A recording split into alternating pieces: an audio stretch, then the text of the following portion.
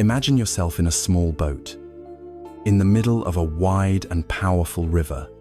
The current is strong, pulling you downstream, but your destination, the one you have decided you must reach, is upstream. So you paddle. You dig the oars into the water with all your might, your muscles burning, your breath coming in ragged gasps. The shore is a blur of green, and the sun beats down on you. Yet, for every foot of progress you make, the river pushes you back. 2, you are locked in a struggle, a battle against the immense, indifferent force of the water. You feel a rising panic, a sense of exhaustion, so deep it touches your soul. You believe that if you just try harder, paddle faster, exert more control, you will win. But you are not winning. You are only growing more tired. Does this feeling seem familiar? This sense of constant, effortful struggle. Perhaps it is not a river you are fighting, but your own life. Modern existence often feels like this, a relentless battle against the current of reality. We have a plan, a meticulously crafted map of how our lives should unfold, how our career should progress, how our relationships should look, how our body should feel, how our days should be organized. We are told that success is a matter of control, of willpower, of bending the world to our desires. We resist anything that deviates from this plan. We resist a traffic jam that makes us late, a criticism from our boss, an unexpected illness, a feeling of sadness we think we shouldn't have. We resist the fact that people change, that plans fail, that life is inherently uncertain. This constant state of resistance, this internal clenching against what is the hidden source of so much of our anxiety, stress, and burnout. We are the paddler in the boat, exhausting ourselves in a fight we cannot win, because we are fighting the very nature of life itself. But what if there was another way? What if the goal was not to fight the river, but to understand it? What if, instead of trying to paddle upstream, we learned to use the rudder, to navigate the currents with skill and awareness? What if we learned to trust the flow?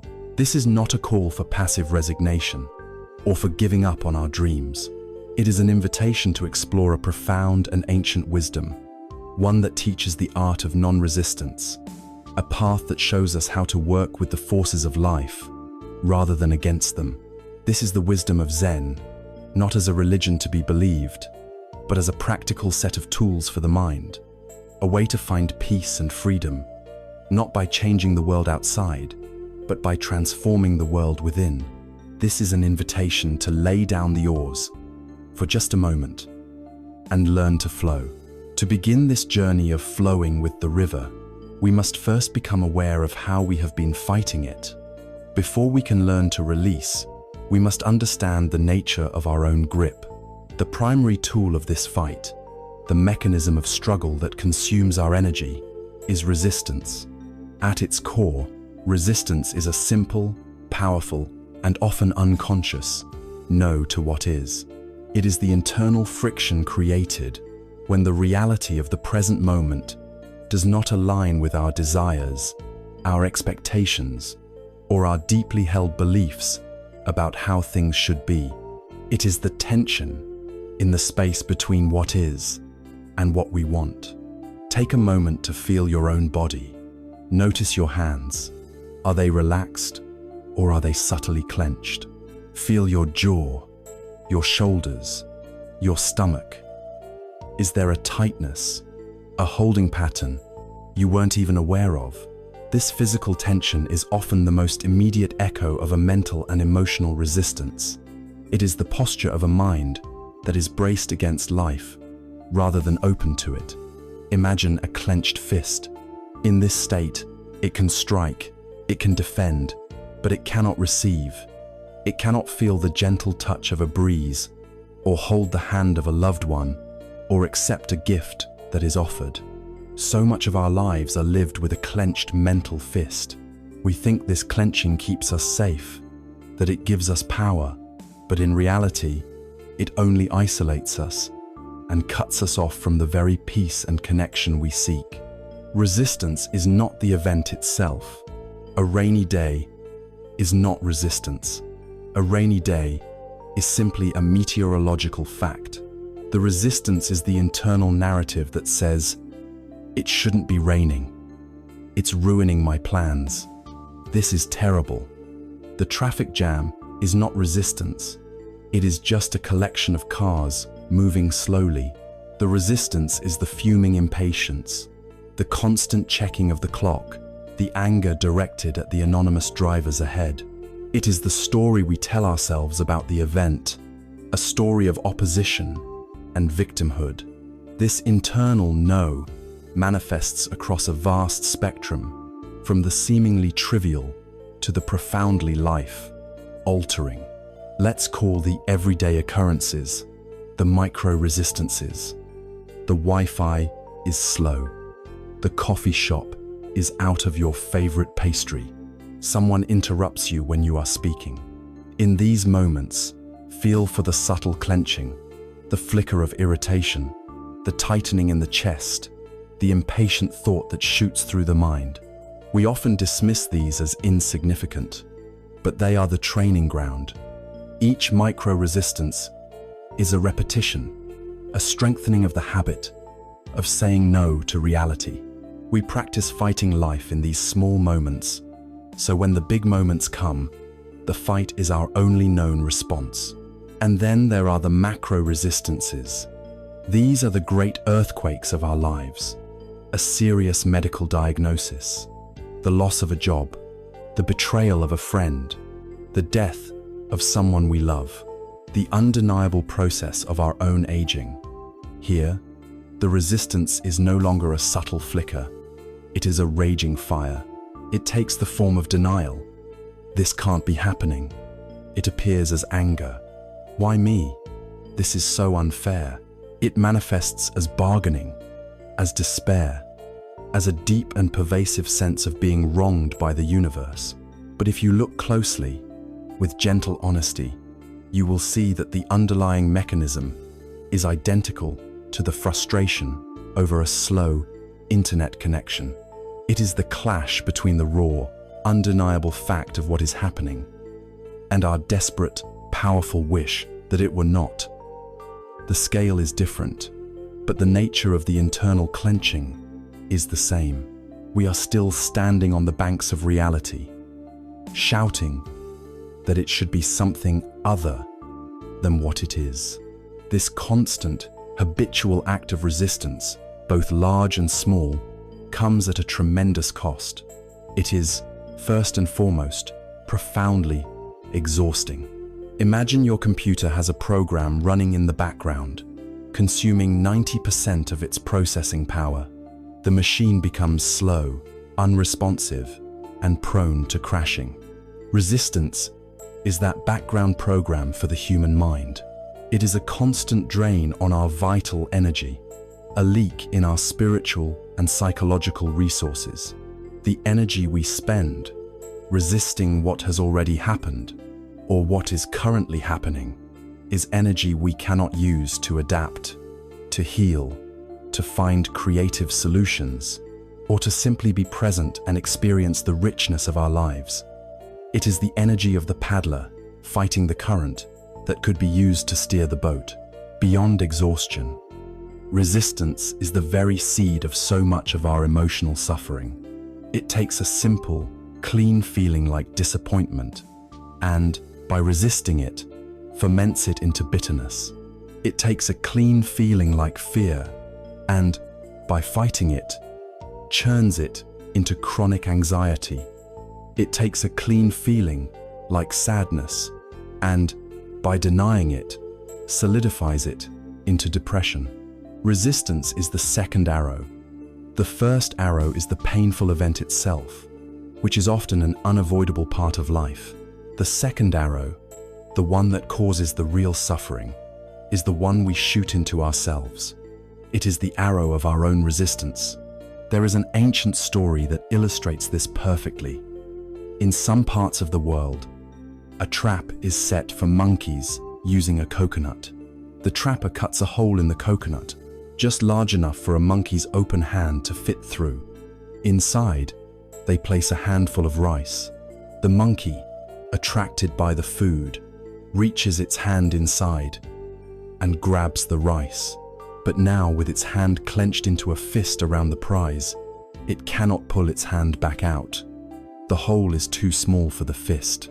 The trapper returns, and the monkey shrieks and pulls, but it will not open its hand.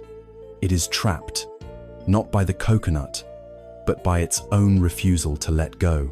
Its freedom is a single, simple action away. Open the hand, release the rice. But its desire, its attachment to the prize, is so strong that it remains a prisoner of its own choosing. We are so often like this monkey. The rice is our fixed idea, our non-negotiable demand of life. I must have this promotion. This person must love me back. I must not get sick. We grasp these desires so tightly that we become trapped by them. We are imprisoned by our own clenched fist. The world around us is an open space, but we remain tethered to the coconut of our own making, pulling against a reality that will not yield, because we refuse to simply open our hand. So why do we do this? Why do we cling so tightly, resist so fiercely? The roots are deep, and they are tangled in fear. Primarily, we resist because we are afraid of uncertainty. The ego, that sense of I that we construct and defend, craves security. It wants to know what will happen next. It wants to build a stable, predictable world it can stand upon. Resistance is a misguided attempt to create this certainty. It is a way for the ego to assert its belief that it knows best, that its plan is the correct one. When life presents something different, the ego feels threatened. Its authority is questioned, so it resists. It says no to protect its own illusion of being in charge. It prefers the exhausting struggle of the known fight to the terrifying surrender of the unknown flow. It would rather be the trapped monkey, clinging to its handful of rice, than an empty-handed free creature in a world of infinite, unpredictable possibility. Understanding this is the first step. To see resistance not as a personal failing, but as a deeply ingrained, impersonal habit of the mind. To see it not as a sign of strength, but as the cry of a frightened part of ourselves. Once we see the fist, once we feel its tension and understand its cost, we can then begin to ask the question that will change everything. What would it feel like to gently, slowly begin to open our hand? But to do that, we must first look directly at the thing the fist is trying to maintain, the powerful, pervasive, and ultimately false belief that we are ever truly in control. We have felt the tension of the clenched fist, the deep, habitual no to reality that we call resistance. Now, we must look at the belief that fuels this tension, the central pillar that holds up our struggle. It is one of the most powerful and pervasive illusions of the human mind, the illusion of control. We move through our lives operating under the unquestioned assumption that we are, or at least should be, the masters of our own destiny, the puppeteers of our circumstances. This belief is so deeply ingrained that we rarely think to question it.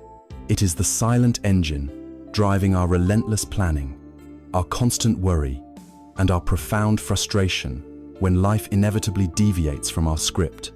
Our society champions the controller, the successful executive who manages every detail of a corporate merger, the meticulous parent who schedules every hour of their child's life, the individual who sculpts their body and their social media feed into a flawless image of success.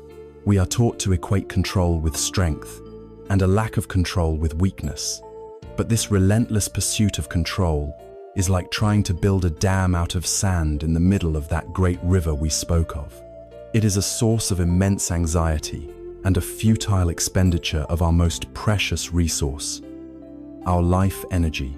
To understand why we crave control so desperately, we must look at our own nature. The desire for control is born from a fundamental need for safety. As infants, we learn that crying brings comfort, that reaching brings contact. We learn cause and effect, and this gives us a sense of agency, a feeling that we can have an impact on our world. This is a healthy and necessary stage of development. For our distant ancestors, the ability to control their immediate environment was a matter of life and death. Building a shelter to control their exposure to the elements, hunting successfully to control their food supply, fending off a predator to control their physical safety. This instinct is written into our very DNA. The problem is that this ancient, life-saving instinct is now being misapplied in our complex, modern world. We are trying to apply the same level of control to things that are, by their very nature, uncontrollable. The opinions of others, the fluctuations of the stock market, the inner world of our partner, the ultimate outcome of our career. Our survival instinct has become a source of modern neurosis. Furthermore, our very identity, our sense of self, becomes deeply entangled with this illusion.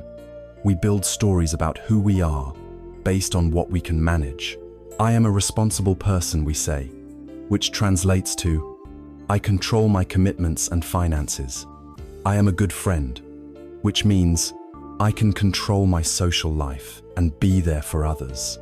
When we lose a job, or a relationship ends, or we fail to meet a personal goal, we feel it not just as a disappointing event, but as a fundamental failure of our identity. The controller within us has failed in its mission. And so, we feel that I have failed.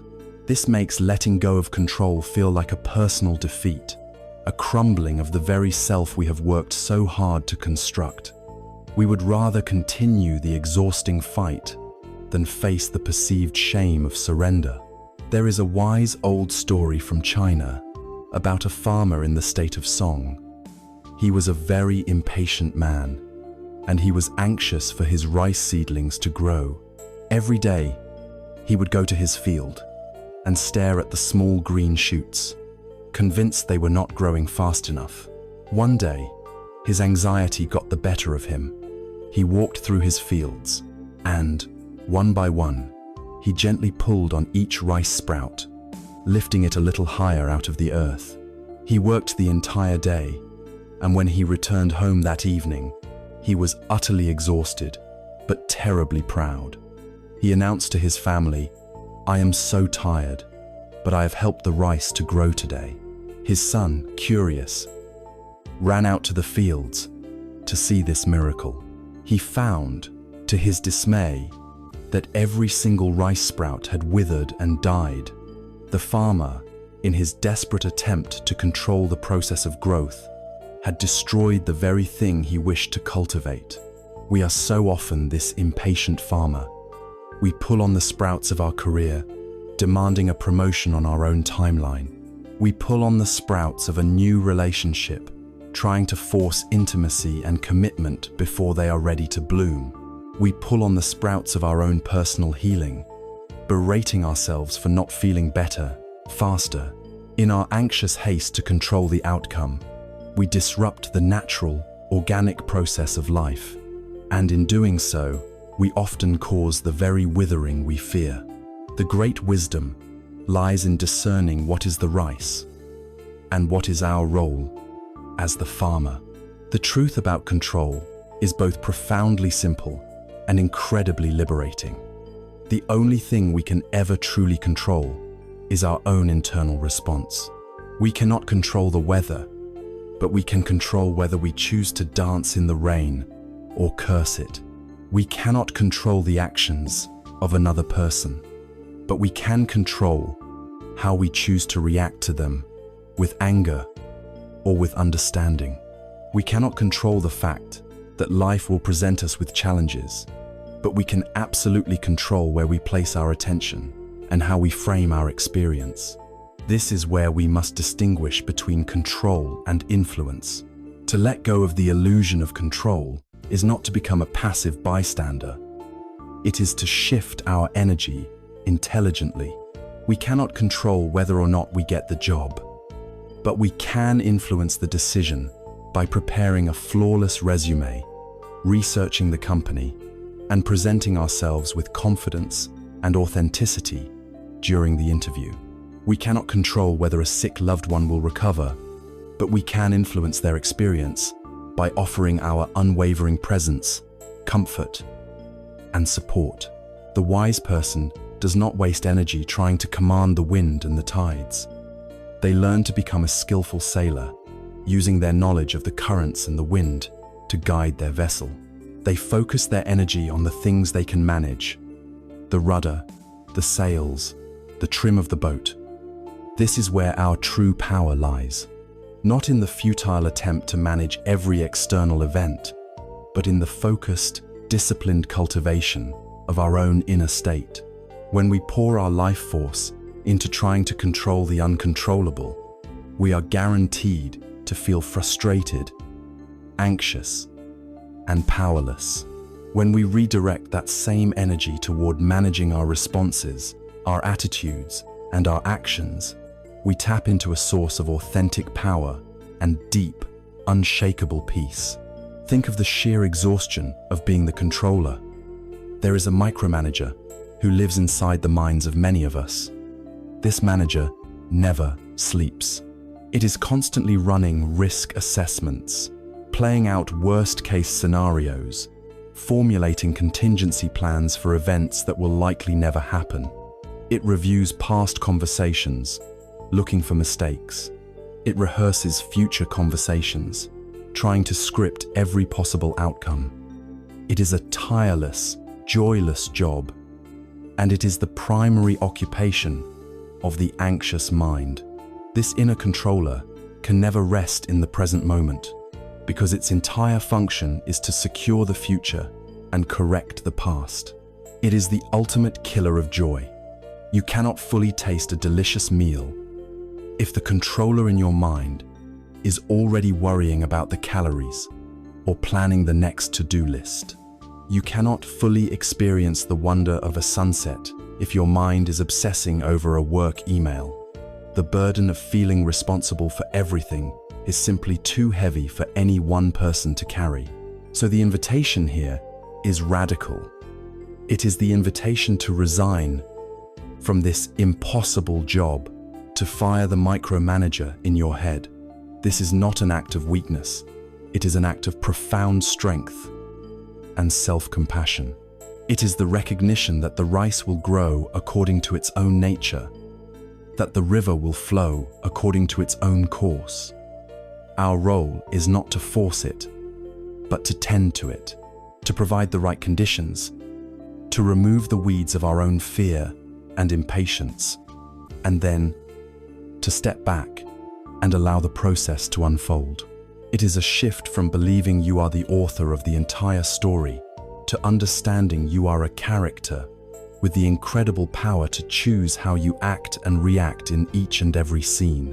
When we let go of the impossible task of controlling everything, we free up an immense amount of energy. We liberate ourselves from a prison of our own making. But this letting go raises a crucial question. If we are not in control, then what is? Is life just a chaotic, random series of events? The wisdom of the East says no. It is not chaos. It is governed by a law far more profound than our own fleeting desires. A law we are constantly fighting, a truth we are constantly denying. This is the great and beautiful law of impermanence. We have stood at the edge of the great river of life and recognized the futility of trying to control its flow.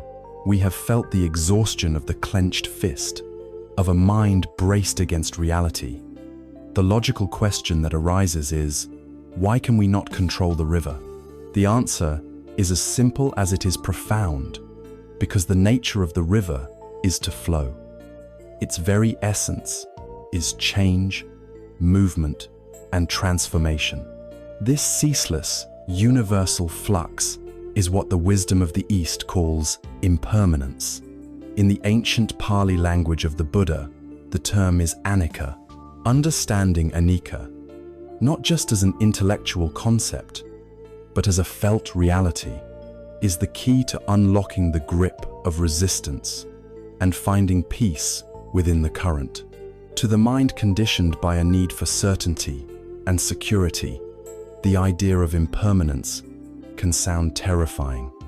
It can feel like being told the ground beneath your feet is not solid. But this is a misunderstanding. Anicca is not a grim sentence of loss. It is simply a clear-eyed description of how things are. It is the fundamental operating system of the universe, and learning to work with it rather than against it is the very definition of wisdom. Impermanence is not a distant philosophical idea. It is the most intimate and immediate truth of our existence. It is happening now, in this very moment. Look at the world around you. The light in the room is shifting as the sun moves across the sky.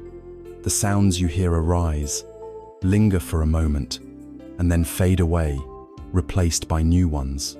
On a grander scale, we see the undeniable cycle of the seasons. Spring's vibrant birth gives way to the fullness of summer, which mellows into the release of autumn, and finally settles into the deep rest of winter, which in turn holds the promise of a new spring. The mightiest mountains are slowly being ground down by wind and rain. Stars are being born and are dying in the vastness of space. Nothing is static. Everything is a process, a dance of creation and dissolution. Now, turn this observation inward. Consider your own body. It is not a solid, fixed entity. It is a flowing river of processes. Billions of cells are dying and being replaced at this very moment. The air you breathed in a moment ago is now part of you, and the air you just exhaled has been released back into the world. The food you ate becomes energy, tissue, and bone. You are not the same physical person you were 7 years ago, or even 7 minutes ago. The same is true for your mind. Where is the thought you had a moment ago? It appeared, as if from nowhere, and has now vanished. Where is the feeling of happiness, or boredom, or sadness you felt this morning? It too has passed, replaced by something else. Our inner world is a constant weather pattern of thoughts, emotions, and sensations, a stream of consciousness that is never the same from one moment to the next. This is anicca. It is the simple, observable truth that everything that has a beginning has an end. Everything that comes together must eventually fall apart. The core of our human suffering arises from our refusal to accept this fundamental law. We live in a state of war against impermanence. We try to build permanent structures on shifting sands. We fall in love with a person, or a moment, or a feeling, and we desperately try to freeze it, to make it last forever. We cling to youth, resisting the natural and inevitable process of aging. We cling to success, terrified of the possibility of failure. We hold on to a pleasant memory, trying to relive it in our minds, and in doing so, we miss the beauty of the present moment. We are haunted by a painful memory, resisting its presence, and in doing so, we give it the power to define our present. Our resistance to the law of change is like standing on a shore, screaming at the tide not to come in. The tide, being a tide, will come in regardless of our protest. Our anger and frustration do not change the tide. They only destroy our own peace of mind. We suffer not because things change, but because we expect them to be permanent, and we resist the evidence that they are not. There is a deeply moving story from the life of the Buddha that speaks directly to this truth. A young woman named Kisa Gautami lived in a village and had a single infant son whom she adored beyond all measure. One day, the child fell ill and died. Kisa Gautami, driven mad by a grief she could not accept, refused to believe her son was gone. She clutched his small, lifeless body to her chest and went from house to house, begging for medicine that could bring him back. Some people mocked her, others pitied her, but no one could help. Finally, a wise man saw her desperate state and, taking pity on her, suggested she go to see the Buddha. She ran to the enlightened one, laid her son at his feet, and pleaded for a miracle. The Buddha looked at her with immense compassion. He did not dismiss her. He said, "I can help you, but to make the medicine, I need a special ingredient. I need you to bring me a single mustard seed, but it must be taken from a house where no child, no parent, no spouse, no servantess ever died." Kisa Gautami's heart soared with hope. A mustard seed was such a simple thing. She set off immediately. At the first house, she knocked and asked, "Can you spare a mustard seed for a medicine to cure my son?" "Of course," the woman at the door said. As she was about to hand it over, Kisa Gautami remembered the Buddha's condition. "Has anyone in this house ever died?" she asked. The woman's face fell. "Oh, my dear," she said. "The living are few, but the dead are many. We lost our beloved grandfather just last year." Saddened, Kisa Gautami went to the next house, and the next, and the next. The story was the same at every door. Everyone was willing to give her a mustard seed, but in every single home, death had been a visitor. One had lost a wife, another a daughter, another a father. As the day wore on, her frantic, personal grief began to transform. She was no longer just feeling her own loss. She was feeling the shared, universal sorrow of all humanity. She realized that death was not a unique tragedy that had struck only her. It was the natural, inescapable law of life. Her heart, once clenched tightly around her own pain, began to soften and open with a vast, compassionate understanding for all beings. She finally went to a charnel ground outside the village, gently laid her son's body down, and returned to the Buddha, not with a mustard seed, but with a quiet, profound peace. She had learned, through her own direct experience, the great lesson of impermanence. When we can begin to see impermanence not as a threat, but as a truth, a deep sense of liberation arises. The law that seems so cruel is also the source of all renewal. Because things are impermanent, a wound can heal, a broken heart can mend, a forest can regrow after a devastating fire. We can learn from our mistakes and change our ways. If things were permanent, every error would be a life sentence. Every moment of suffering would be eternal. Impermanence is the very basis of hope. Furthermore, the fleeting nature of life is precisely what makes it so precious. A sunset is beautiful because we know it will not last. The laughter of a child is precious because that moment will never come again. Anika invites us to be fully present for our lives, to cherish each experience, not because we are trying to grasp it, but because we understand its unrepeatable beauty. It allows us to let go of the past, because we know we are not the same person we were, and to face the future with openness, because we know it is yet unwritten. We can practice this understanding in our daily lives. The simplest way is to observe the breath. Each breath arises on its own. It lingers for a moment, and it passes away. It is a constant, gentle lesson in rising and falling, coming and going, or simply sit for a few minutes and watch your thoughts. Notice how they appear from nowhere. Hold your attention for a moment, and then vanish. You do not create them, and you do not need to push them away. They are simply clouds passing through the sky of your awareness. By observing this constant flow within and without, we train our minds to be less fearful of change. We begin to find our stability not in clinging to fixed things, but in our ability to flow with the changes. We learn that our home is not a static point on the riverbank, but the river itself. As we become more comfortable with the ever-changing nature of our bodies, our thoughts, our feelings, and the world around us, a profound question naturally begins to form.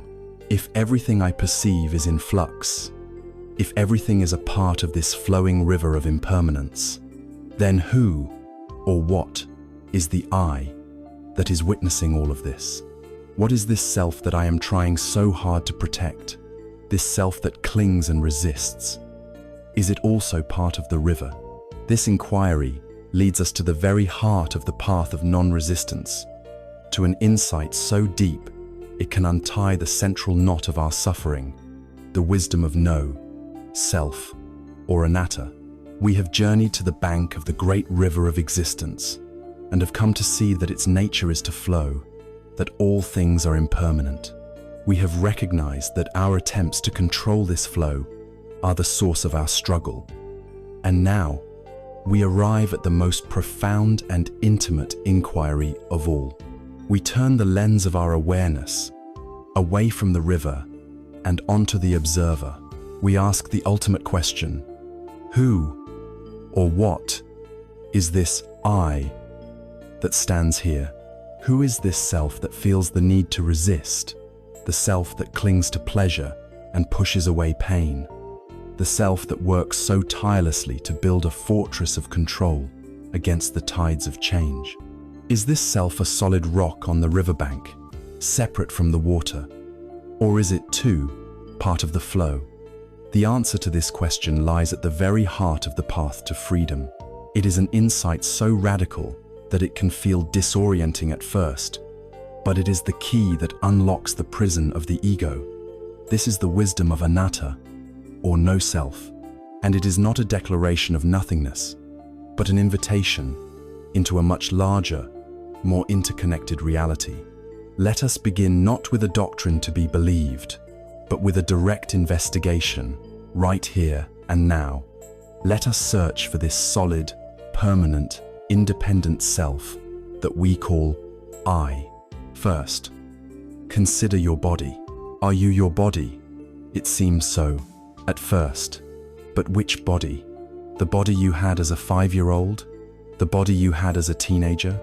The body you will have in 20 years? Your body is in a constant state of flux. Your cells are continuously dying and being replaced. The physical substance of you is completely different from what it was a decade ago. Your body is something you have, a precious and temporary vehicle that you inhabit. But it is a process, not a fixed thing. You cannot find a permanent I within its changing form. So, if we are not our body, perhaps we are our mind. Let's look at our thoughts. Are you your thoughts? A thought appears, perhaps about what to eat for dinner, or a memory from yesterday, or a worry about tomorrow. Where did it come from? And where does it go when it vanishes? Thoughts are fleeting, often contradictory, and largely involuntary.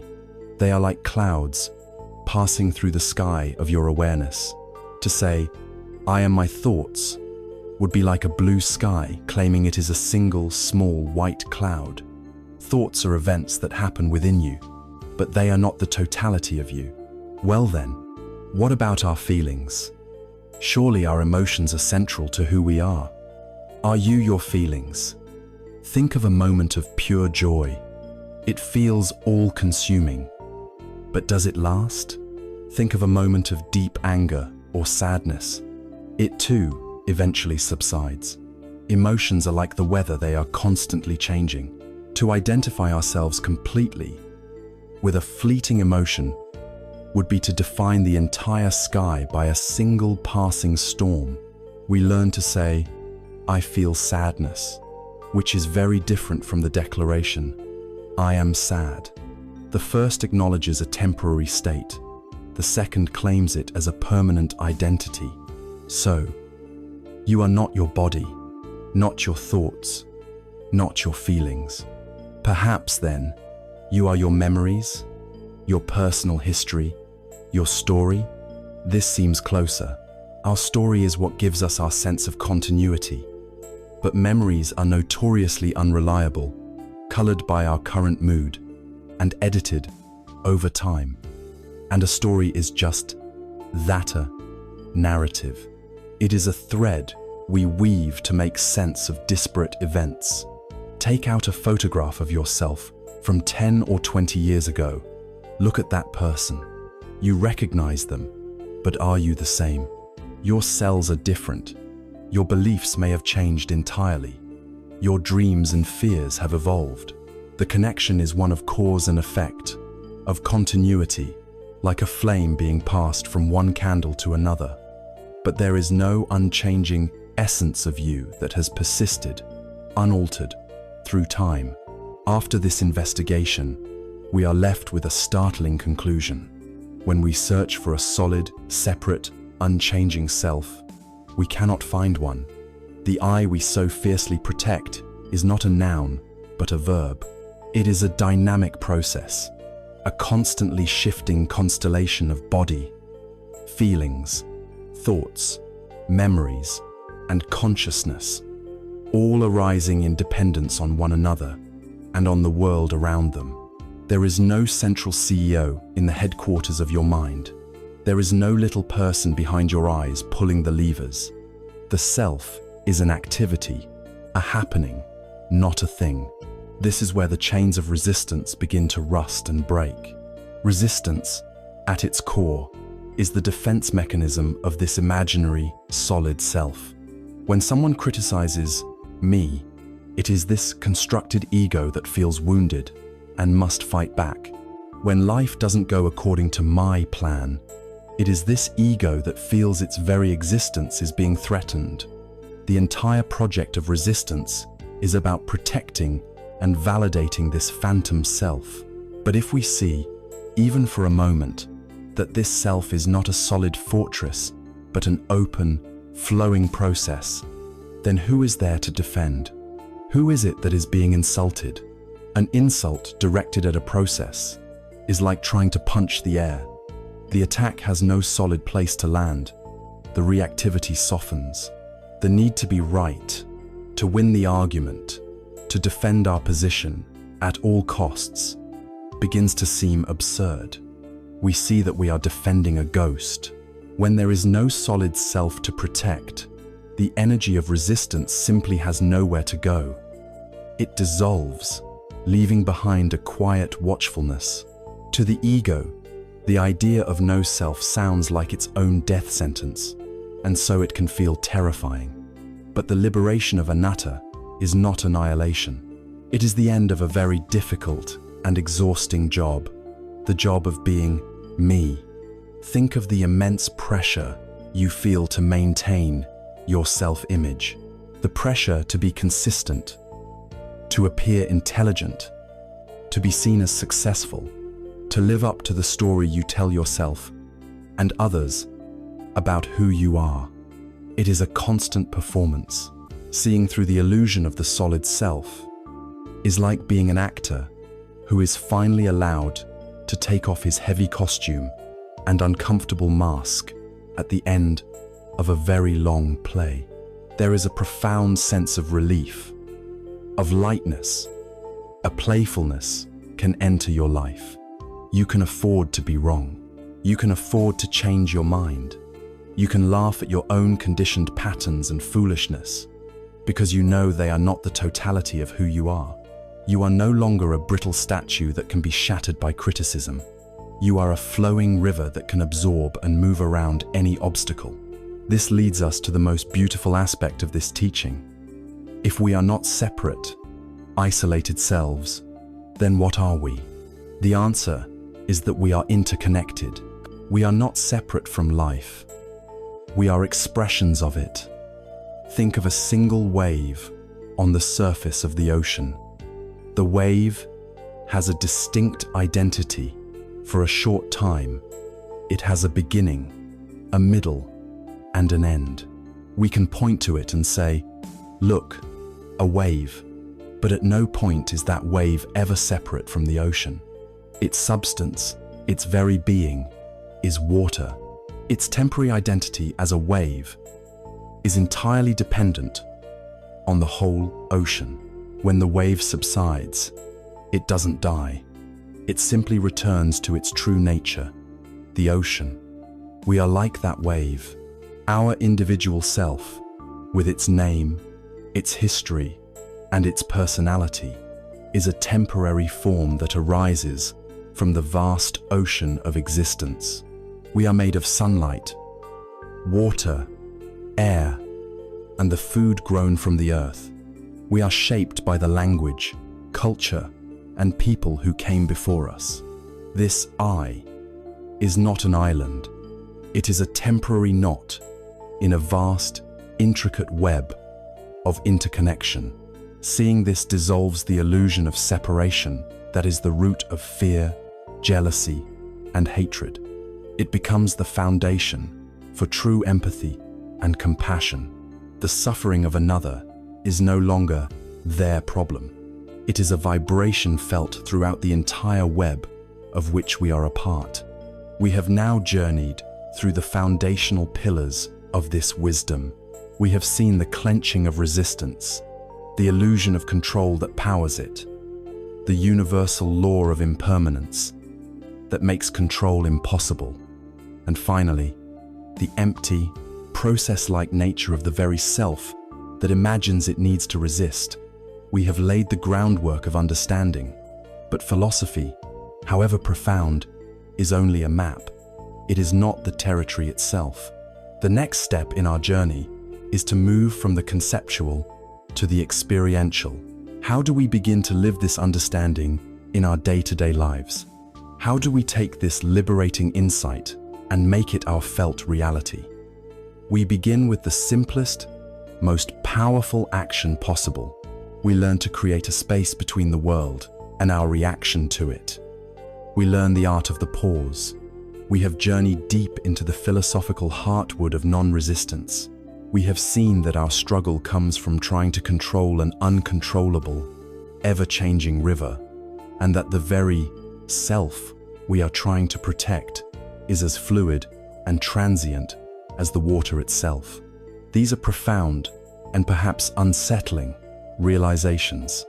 You might be thinking, this understanding is one thing, but how do I live it? My life is fast, demanding, and filled with pressures.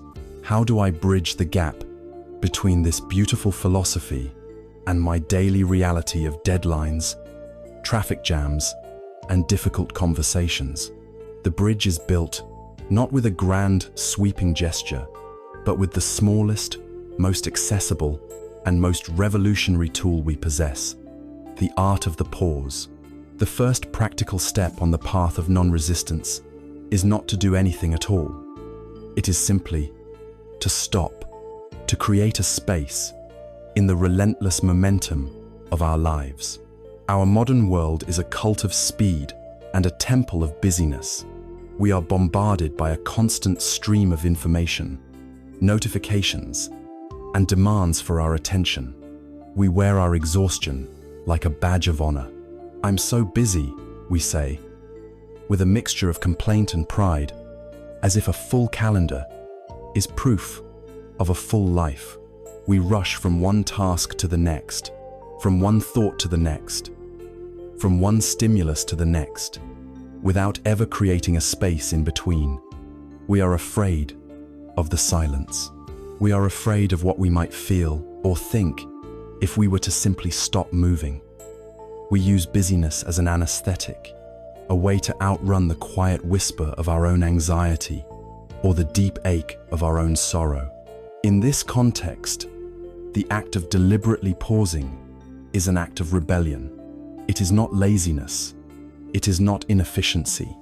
It is a radical act of wisdom and self-preservation. It is the conscious choice to step out of the frantic current of automaticity and stand on the quiet bank of awareness. even for just a single breath.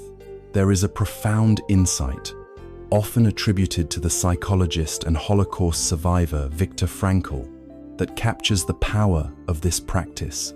Between stimulus and response, there is a space. In that space lies our power to choose our response. In our response lies our growth and our freedom. For most of us, for most of our lives, this space is so infinitesimally small that it might as well not exist. The stimulus and the response are fused together into a single, automatic reflex. The stimulus happens, and the conditioned reaction fires instantly, without our conscious consent. Someone says a harsh word, and anger flares. You see a notification on your phone, and your hand reaches for it. You feel a pang of boredom, and you immediately seek distraction. We are living like puppets, our strings pulled by external events and internal habits. The pause is the tool we use to find and expand that sacred space. Let's make this concrete. Imagine the stimulus. A critical email from your boss appears in your inbox. The automatic, fused response might be a surge of defensive anger, a knot of anxiety in your stomach, and the immediate impulse to type out a hasty, defensive reply. Now, let's insert the pause. The email arrives. You feel the initial flash of emotion, but instead of acting, you apply what we might call the Zen break. You consciously stop. You take one single, deep breath. You feel your feet on the floor. You feel the chair supporting you. You have done nothing to change the external situation, but you have fundamentally changed the internal one. You have just created a space.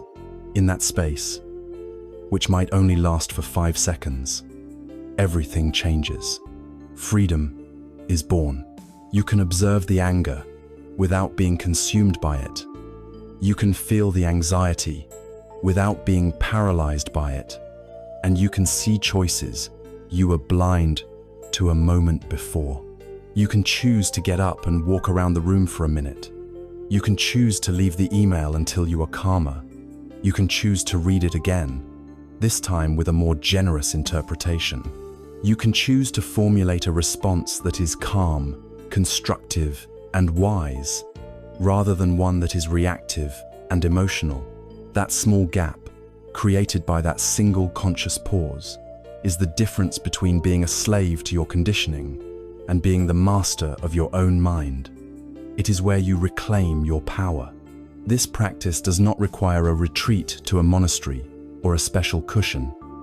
You can practice applying the Zen break throughout your ordinary day, using everyday events as your bell of mindfulness. Let your phone be your teacher. When it rings or vibrates, instead of instantly grabbing it like a starving person lunging for bread, let it be a signal. Let it ring a second time. Take one breath. Notice the feeling of urgency in your body. Then, consciously choose to answer. You have just practiced. Let every doorway be your teacher. As you pass from one room to another, pause for a moment at the threshold. Notice where you have come from and where you are going. Feel the transition. You have just practiced. Let the red traffic light be your teacher. Instead of seeing it as a frustrating delay, see it as a gift, a mandatory 30-second pause. Instead of fuming, use that time to feel your hands on the steering wheel, to notice your breathing, to look at the sky. You have just practiced. Before you eat, pause. Before you speak in a tense conversation, pause. Before you get out of your car, at the end of the day, pause. Each pause is a stitch in the fabric of your awareness, strengthening it, making it more resilient. It is crucial to understand that this practice is not about escaping from life. It is not about dissociating or numbing yourself. In fact, it is the exact opposite. It is about arriving more fully and seeing more clearly. Imagine a jar filled with water and mud. If you are constantly shaking the jar, the water remains murky, brown, and opaque. You cannot see through it. This is the state of our mind when we are living in constant reactivity. The pause is the simple act of setting the jar down on a table and letting it be still. When you do this, the mud doesn't vanish. The challenges, the difficulties, the painful emotions, they are all still there. But over time, the sediment begins to settle and the water begins to clear. Through this clear water, you can see the nature of the mud. You can see your situation with a clarity that was impossible before. The pause allows the sediment of your reactivity and conditioning to settle, so you can perceive the truth of the moment. From this place of clarity, you can ask, what is truly needed here? What is the most compassionate and intelligent way forward? You stop adding your own panic and confusion to an already difficult situation. You bring the calm, clear energy of your full presence. The art of the pause is the master key. It is the entry point. It is the simple, practical, and repeatable action that turns the profound philosophy of non-resistance into a living, breathing experience. It is the tool that widens that sacred gap between stimulus and response, where our freedom and our growth reside. It costs nothing. It requires no special equipment. It can be done by anyone, anywhere, at any time. It is the first step in moving from a life of unconscious reaction to a life of conscious response. So now, we have used this key. We have opened the door into a space of stillness. We have set down the muddy jar and allowed the water to clear. We are no longer blindly reacting. We are present. What then do we do in this newfound clarity? We turn our gaze inward, not with judgment, but with gentle curiosity. We begin to observe the very weather of our own minds. Through the courageous act of the pause, we have created a clearing in the dense forest of our ceaseless activity. We have set down the jar of muddy water and allowed the sediment of our reactivity to settle. We now find ourselves in a space of quiet clarity, and in this clarity, we can begin to do something truly remarkable. We can begin to watch ourselves. For most of our lives, we are not observing our minds. We are utterly lost in them. We are not watching the movie of our thoughts and feelings. We are the unwitting actors, believing every line, identifying with every role, completely caught up in the drama. The practice of mindfulness, in its essence, is the simple but profound shift from being lost in the drama to sitting in the audience as a calm and curious observer. It is learning to watch the weather of your own mind without being swept away by the storm. The most powerful way to begin this practice is to hold a central metaphor in your mind. Your awareness, the core of who you are, is like a vast, open, and boundless sky. It is inherently clear, peaceful, and spacious.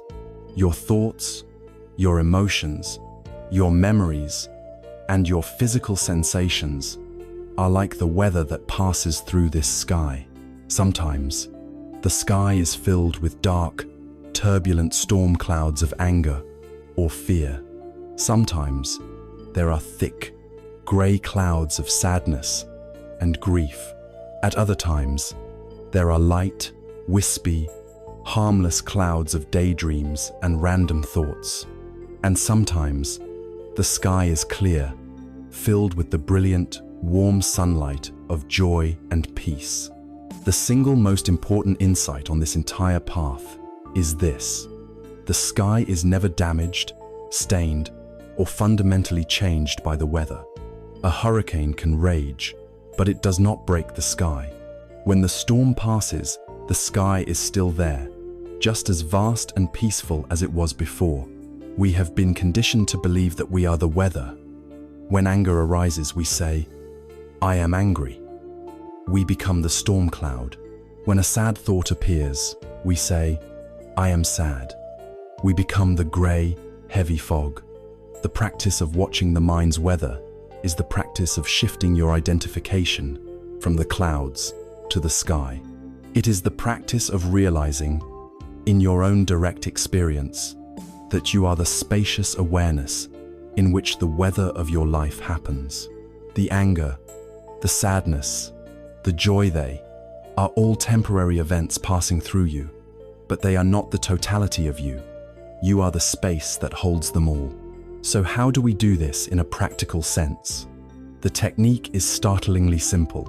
It is the practice of gently noting or labeling what arises in your awareness from moment to moment. It is not an analytical or judgmental process. It is a soft, gentle acknowledgement, like a whisper in the mind. You sit quietly, perhaps focusing on your breath for a few moments to settle. Then, you simply wait and watch. A thought about your to-do list for tomorrow arises. Instead of getting on that train of thought and riding it into a detailed planning session, you simply note it. The mental label might be planning or thinking. Then you let it go and return to a state of open awareness. A feeling of restlessness appears in your body. You note restlessness or sensation. A memory from your childhood surfaces. You note remembering. A wave of anxiety washes over you. You gently note anxiety or fear. The tone of this labeling is everything. It is not a sharp, critical judgment. It is kind. It is light. It is like a naturalist in a forest, spotting a rare bird. They wouldn't shout at it or try to grab it.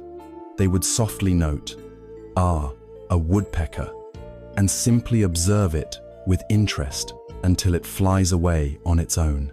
We are learning to become naturalists of our own inner landscape. We are not trying to get rid of the thoughts or feelings. We are not trying to change them. We are simply, for the first time, seeing what is actually here. This brings us to the attitude we must cultivate, which is the shift from the inner critic to the inner scientist. Most of us have a harsh inner judge who is constantly commenting on our inner experience. I shouldn't be feeling angry.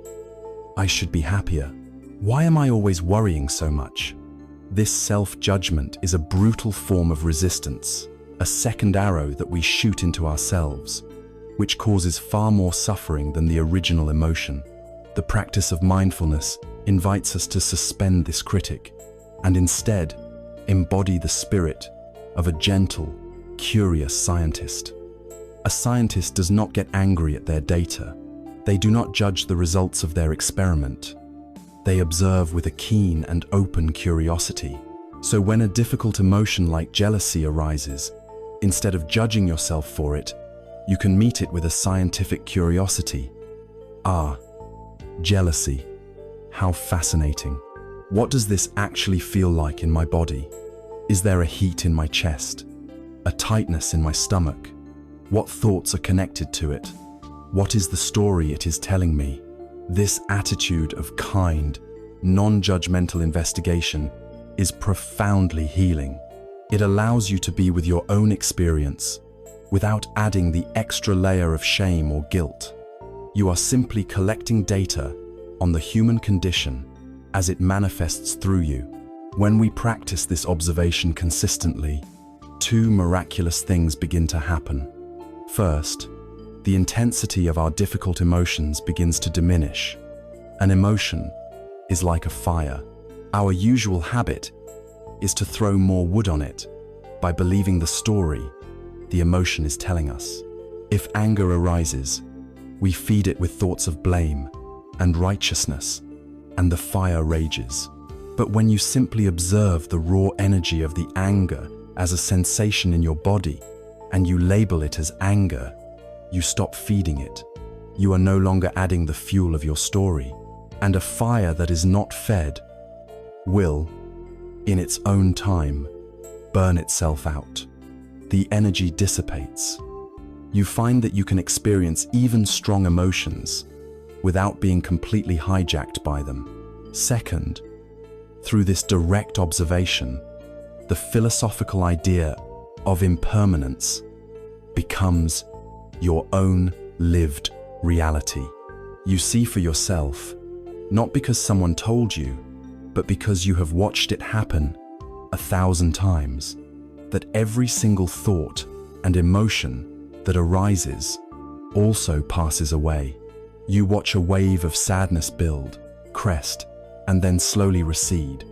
You watch an anxious thought appear, demand your attention, and then vanish. This direct seeing builds a deep, unshakable trust in the nature of reality. It is the experiential knowing that this too shall pass, which allows you to endure difficult times with far greater equanimity and grace. There is a wonderful Zen story of a gatekeeper who guards a great city. The gatekeeper's job is not to chase after every person who enters or to stop every person who leaves. His job is not to judge their clothing or interrogate them about their business. His job is simply to be present at the gate, to be aware of all who come and go. In this practice, you are becoming this gatekeeper. Your mind is the city. Your thoughts and feelings are the citizens and travelers. Your task is not to control them, but to sit with a quiet dignity at the gate of your awareness, simply noting what passes through. This practice of watching the mind's weather is the art of being with the truth of our inner world without resistance. We learn to be the sky, not the cloud. We learn to be the calm gatekeeper, not the frantic police officer. We find a place of stability and peace that is not dependent on our inner states being pleasant. But what happens when the weather is truly violent? When a hurricane of rage or a blizzard of despair descends, it can be very difficult to remain the calm, spacious sky. We can feel completely blown about, lost in the storm. In these moments, we need something solid, something heavy, something to hold on to that can keep us grounded. We need an anchor, and thankfully, we are all born with a perfect anchor, one that is always with us, always in the present moment, always ready to bring us back from the turbulent winds of the mind. This anchor is the simple, undeniable, physical reality of our own body. We have learned to sit quietly in the clearing of the pause, watching the ever-changing weather of our minds. We have resolved to be the sky, not the storm. But this resolve is easily tested. When a true hurricane of an emotion arrives, a gale of rage, a torrential downpour of grief, a thick fog of anxiety, it is easy to lose our footing. The sheer force of the storm can overwhelm our intention to simply watch, and we find ourselves once again lost in the turbulence, identifying with the clouds. In these moments, observation is not enough. We need stability. We need something to hold on to that will not be moved by the wind. We need an anchor. And the great, liberating secret is that you carry this perfect anchor with you at all times. It is not a concept or a belief. It is the simple, undeniable, physical reality of your own body. The mind is a natural time traveler. It is a ghost that drifts effortlessly into the past, replaying old conversations, reliving old hurts, basking in the faded glow of old triumphs. Or it rockets into the future, rehearsing for imagined confrontations, worrying about 1,000 possible catastrophes, or building elaborate fantasies. The one place the mind rarely wants to be is right here, right now. The body, however, has no such choice. Your body is incapable of time travel. It is rooted with absolute fidelity in the present moment. Your heart is beating now. The air is entering and leaving your lungs now. The feeling of the ground beneath your feet is happening now. Therefore, the simplest and most direct way to pull your scattered consciousness out of the phantom worlds of past and future is to bring it home to the body. To consciously inhabit your physical form is to land in the here and now, the only place where your life is actually happening. When you feel overwhelmed by a storm of thought or emotion, try this simple experiment. Stand up and feel your feet flat on the floor. Really feel them. Feel the pressure, the texture of your socks, or the coolness of the floorboards. Feel the solidness of the earth beneath you, holding you up. In that simple act of redirecting your attention from the chaos in your head to the solidity in your feet, you have dropped anchor. You have grounded your awareness in reality. The storm in your mind may still be raging, but you are no longer being tossed about by it. You have found a point of stability. You are connected to the earth. Within the vast landscape of the body, there is one process that is the ultimate anchor, the most reliable and accessible of all. It is the breath. The breath is our most constant companion, a rhythmic, ceaseless gift from the moment of our birth to the moment of our death. It is free. It requires no effort, happening on its own, and yet, it sits at a magical threshold between the conscious and the unconscious.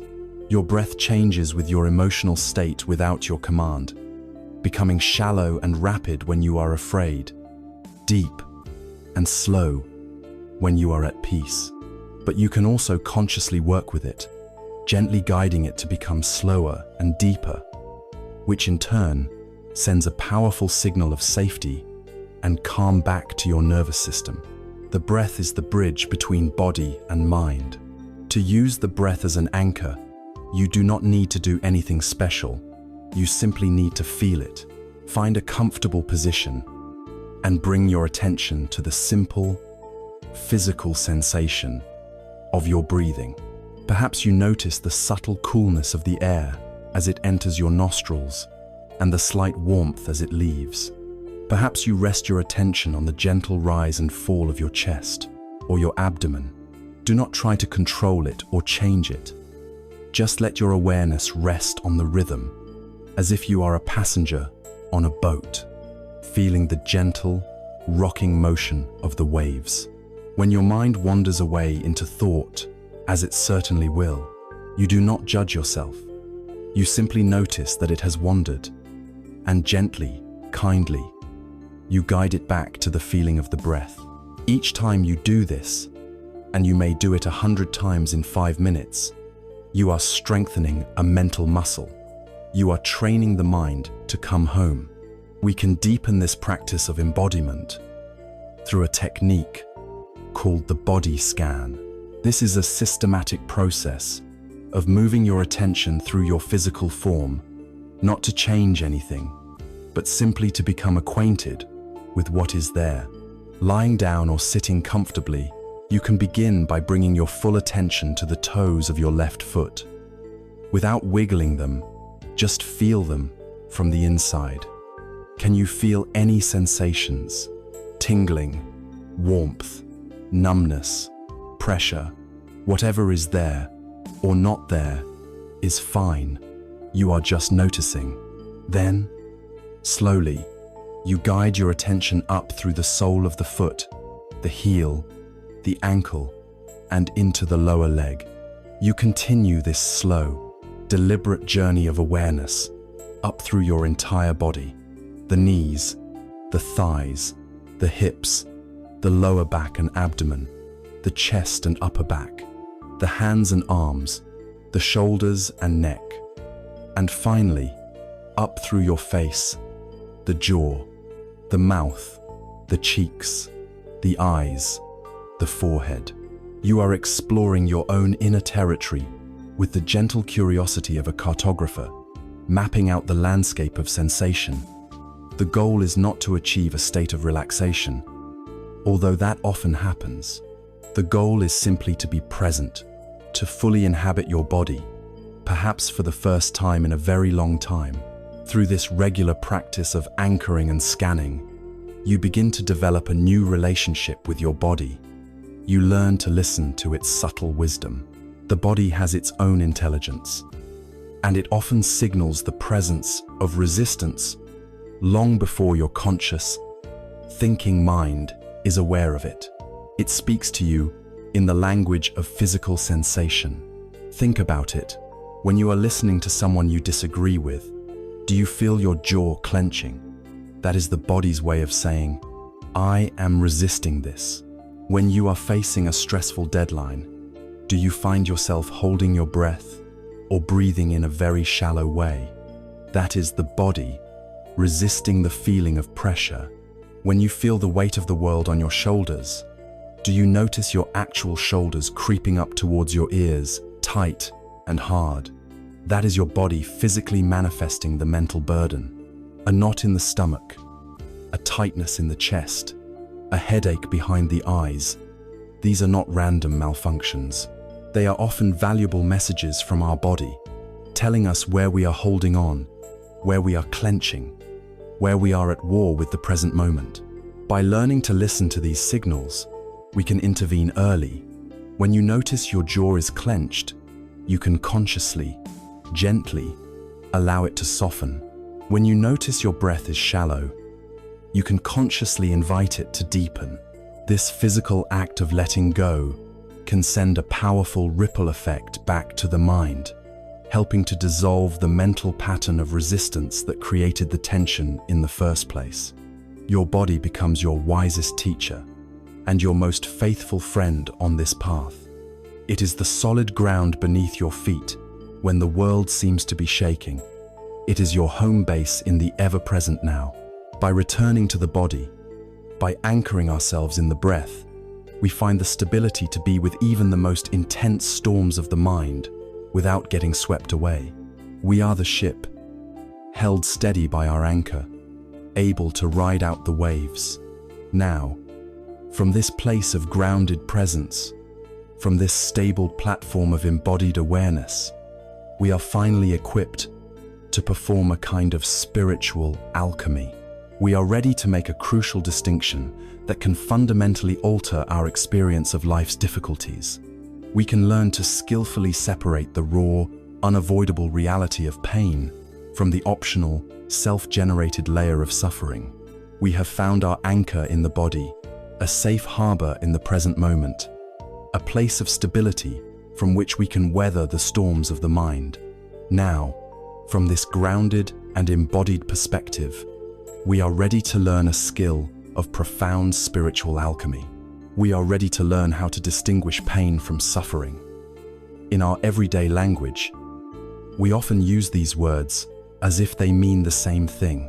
But in the deep wisdom of this path, they are two vastly different experiences. One is an inevitable feature of the landscape of human life. The other is a heavy, optional burden that we unknowingly choose to carry. Learning to tell the difference and to set down that burden is the key to finding grace and freedom amidst life's inevitable challenges. To illustrate this crucial distinction, the Buddha told a simple and powerful parable. It is the parable of the two arrows. He asked his followers, imagine a person is walking through the forest and is suddenly struck by an arrow. Is this painful?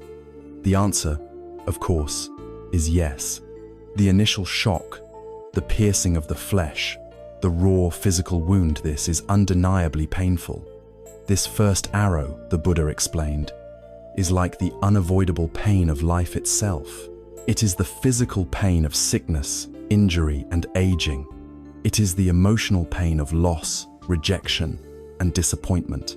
As long as we are alive in this human form, we are vulnerable to these first arrows. No amount of meditation or wisdom will make you immune to the fact that your body can get sick, or that you will one day lose people you love. The first arrow is simply part of the contract of existence. But then, the Buddha continued, imagine that this same person, having been struck by the first arrow, takes a second arrow and stabs themselves in the very same wound. Would this not be doubly, even triply, painful? The followers agreed that it would be an act of madness. an immense and unnecessary increase of agony. This second arrow, the Buddha said, is suffering. It is the arrow we shoot into ourselves in reaction to the first. It is not the pain itself, but our mental and emotional resistance to the pain. It is the story we tell ourselves about the pain. It is the blame, the self-pity, the fear, the anger, and the despair that we layer on top of the clean, raw experience of the initial wound. Let's bring this ancient parable into our modern lives. The second arrow is the voice of our unobserved mind, spinning tales of woe.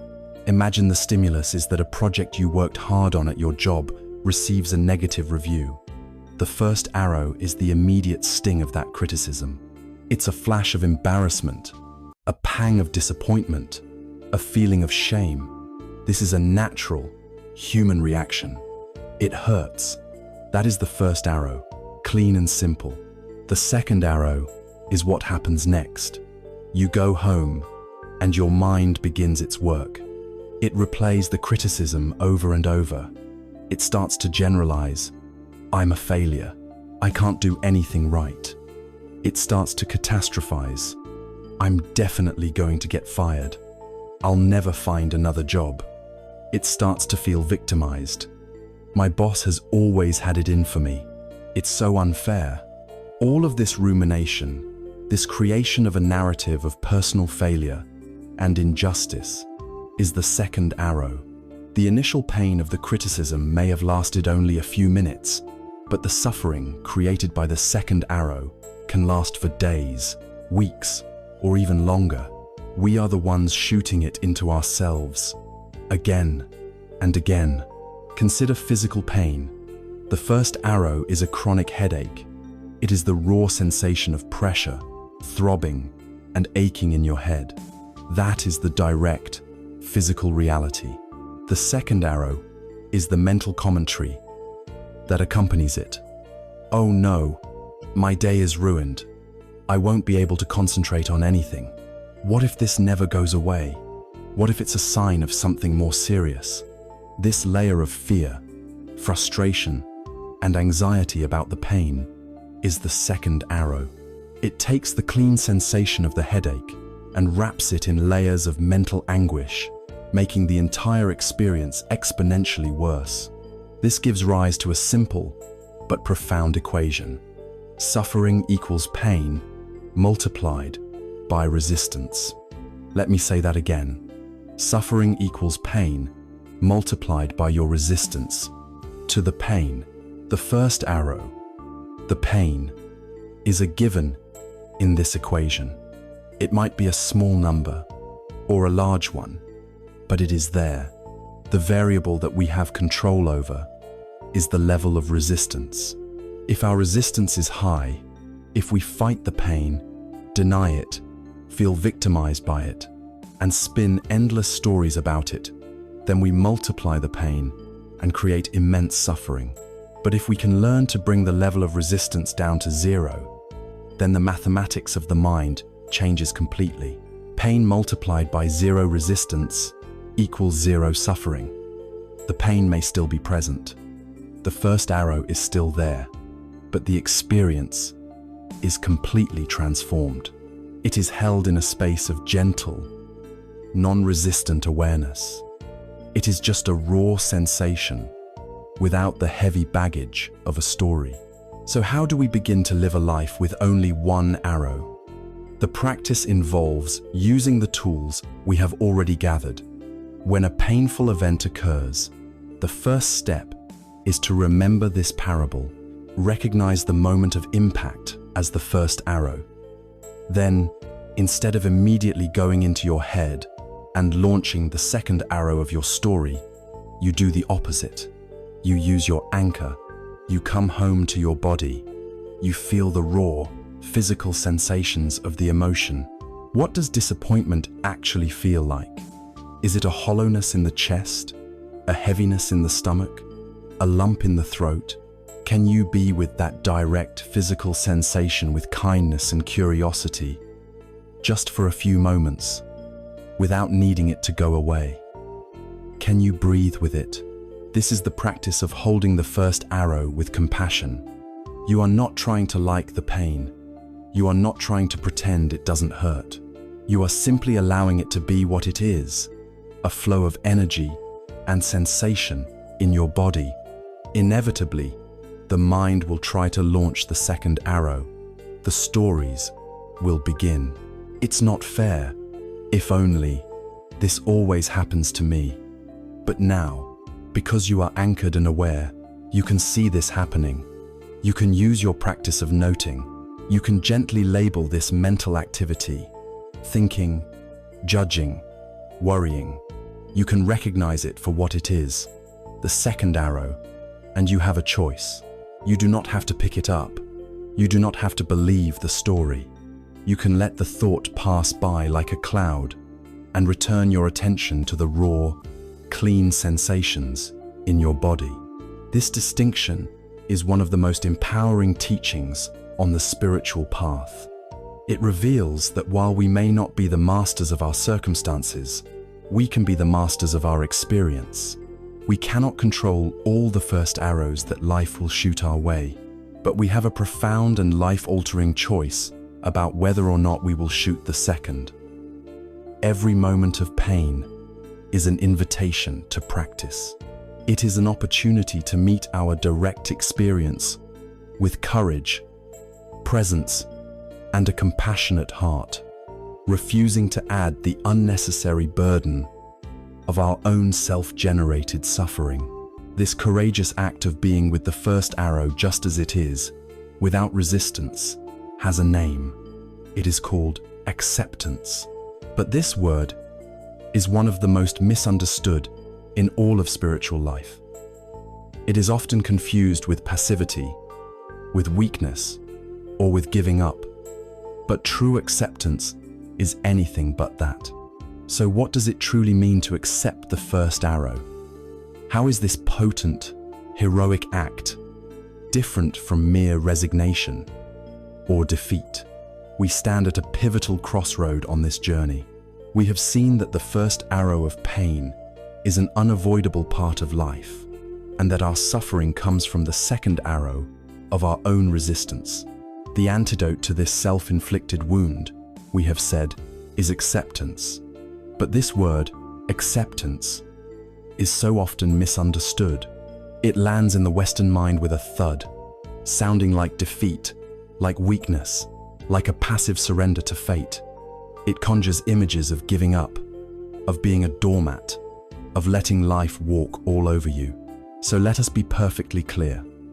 The acceptance spoken of in this wisdom tradition is the opposite of weakness. It is not resignation. It is an act of immense courage, a display of profound strength, and it is the absolute foundation for any intelligent and effective change. To understand this, we must first shine a light on what acceptance is not. We must look at its heavy, weary cousin, resignation. Resignation is a state of collapsed resistance. It is the feeling of having fought a battle against reality and lost. The fight is over, but the bitterness remains. It is a heavy sigh of defeat. The language of resignation is laced with hopelessness. I give up.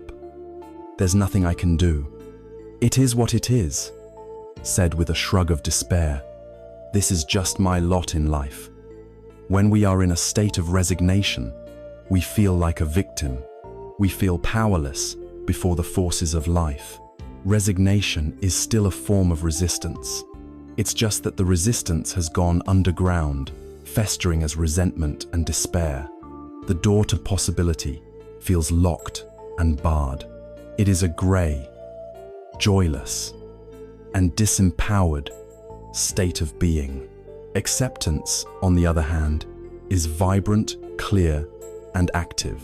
It is the courageous and unwavering willingness to look at reality squarely in the face without blinking, and to acknowledge what is true in this moment. It is not about liking the reality. It is not about approving of it. It is simply about admitting it. The language of acceptance is clear-eyed and grounded. Okay, this is the situation. I am feeling a great deal of sadness right now. The business has failed. My body is experiencing this illness. Acceptance is saying yes to what is, not as a statement of preference, but as a statement of fact. It is the essential first step of orienting yourself to what is real. It is an open door. Imagine a ship's navigator in the middle of the ocean. A fierce storm has blown the ship far off course. Resignation would be for the navigator to slump over the charts and say, "We are hopelessly lost. The storm has beaten us. We will just drift until we perish." Acceptance is for the navigator to turn on the instruments, take readings from the stars, and say, with clarity and focus, "Okay, our previous course is irrelevant. Our current position is precisely here, at these coordinates. This is our reality. Now, from this position, what is the wisest course to our destination?" No effective action is possible without first accepting the starting point. You cannot plot a new course from a position you refuse to acknowledge. This is why acceptance is the necessary prerequisite for all wise action. Far from being passive, it is the most empowering move you can make when faced with difficulty. Let us take the profound challenge of receiving a serious medical diagnosis. The first arrow has struck. Now, what is the response? One response is denial, which is a form of active resistance. This can't be happening. The tests are wrong. I feel fine. From this place of denying reality, no effective action can be taken. The second response is resignation. Well, that's it for me.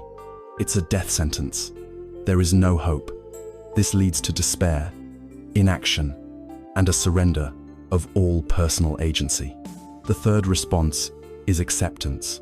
It is to look at the doctor, take a breath, and say, "Okay, this is the diagnosis. This is the reality of my body's health at this moment." This is a moment of tremendous courage. It is terrifying, but notice what happens next.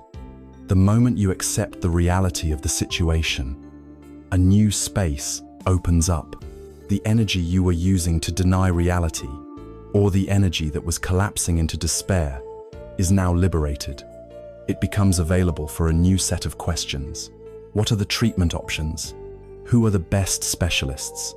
What can I do to support my body through this process? How can I change my lifestyle?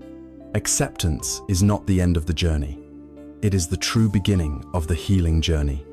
It is the point where you stop being a victim of the event and start becoming an active participant in your own response to it.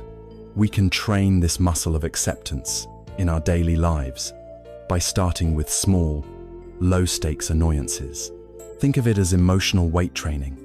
You don't start by trying to lift the heaviest weight in the gym. You start with something manageable. It is raining on the day you plan to go for a hike.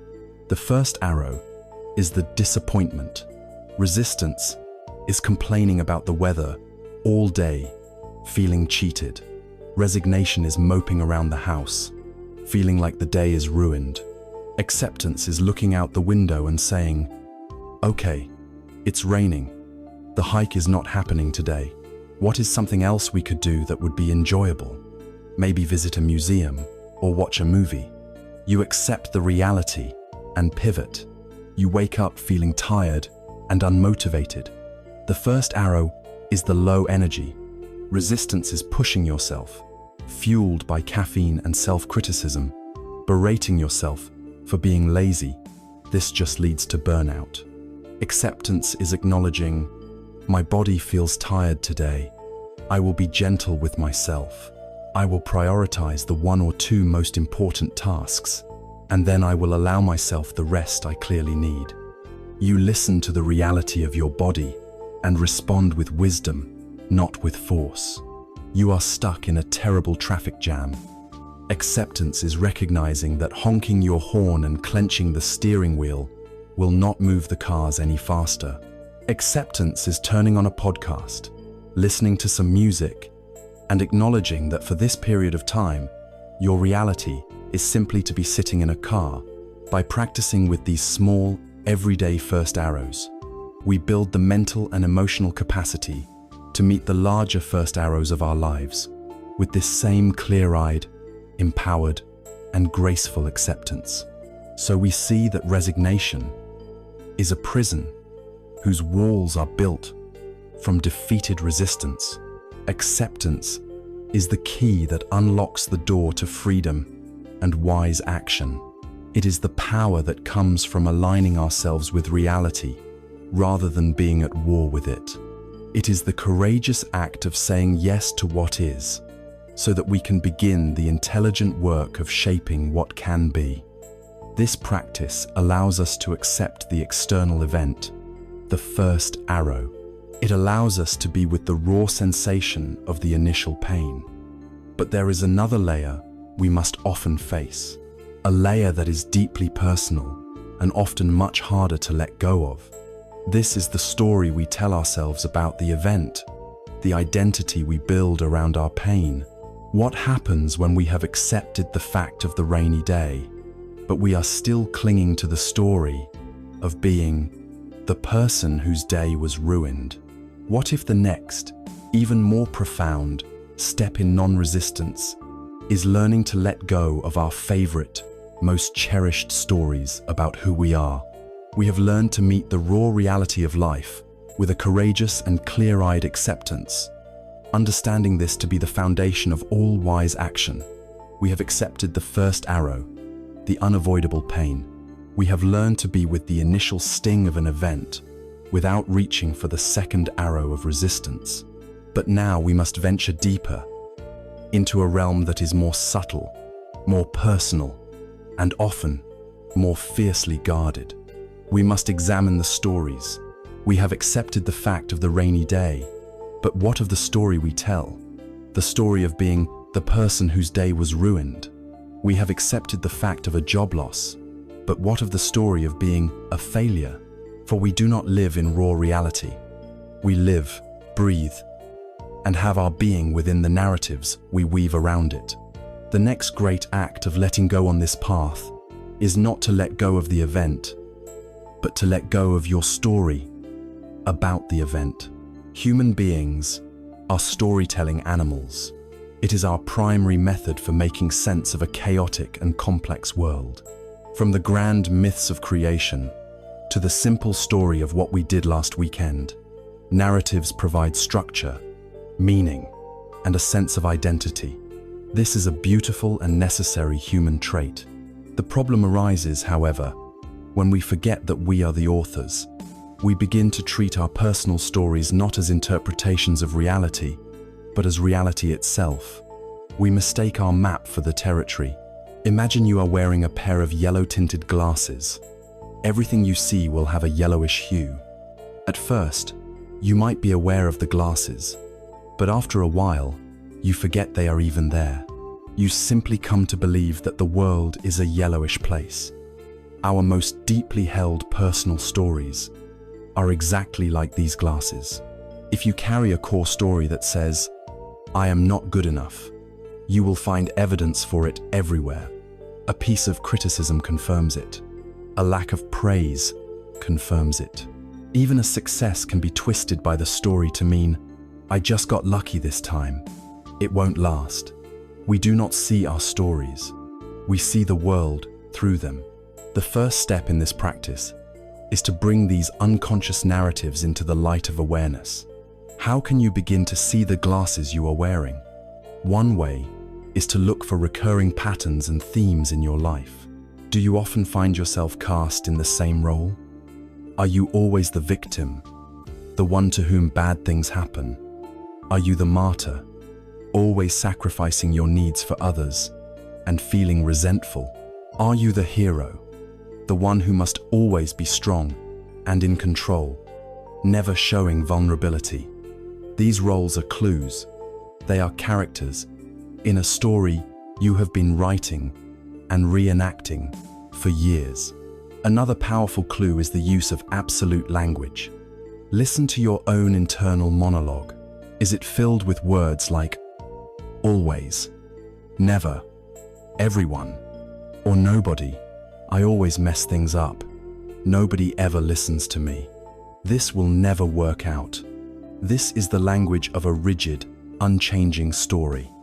Reality is rarely so black and white. Some of the most common and painful stories we carry include the I'm unlovable story, the I'm not worthy story, the life is against me story, or the I must be perfect story. These narratives operate in the background, coloring every perception, dictating every emotional reaction. Our work is not to judge these stories, but simply to see them for what they are: mental constructions, not facts. This leads to the central practice of this part of the journey: learning to skillfully and compassionately separate fact from interpretation. It is a simple but profound exercise. When you are caught in a moment of suffering, take a piece of paper or open a document. Create 2 columns. Label one, fact. Label the other, story. Under the fact column, write down only what is objectively, verifiably true, what a video camera would have recorded. Under the story column, write down all of your interpretations, judgments, fears, and assumptions about those facts. Let's take the example of a friend who hasn't replied to your text message for a day. In the fact column, you would write, I sent a text message to my friend yesterday at 3 p.m. It is now 3 p.m. today, and I have not received a reply. That's it.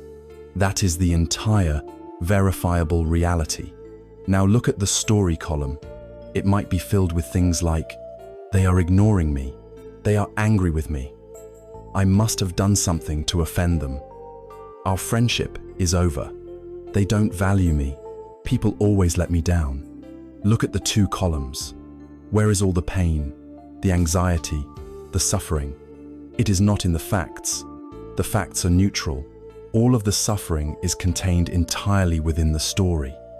Seeing this with clarity is like a light going on in a dark room. You realize that the suffering is not coming from the outside world.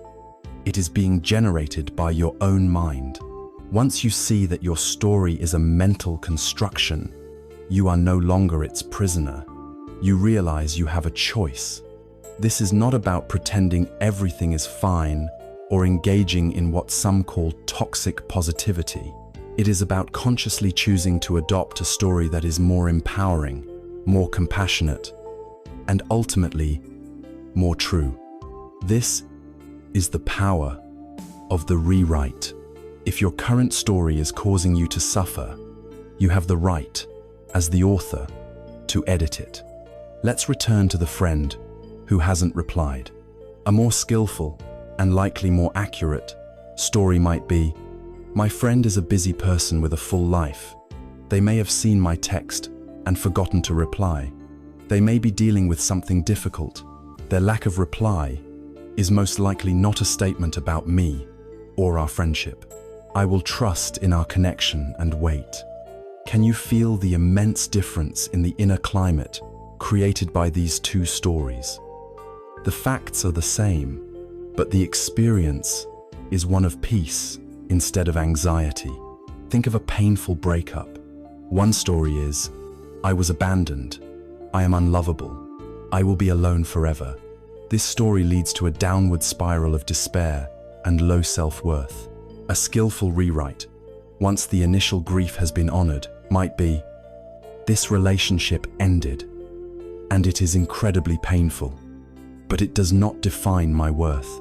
This is an opportunity for me to learn more about myself, to heal, to cultivate my own strength and happiness. This pain can be a catalyst for my growth. Both stories are interpretations of the same event, but one is a prison, and the other is a doorway to a new and stronger version of yourself.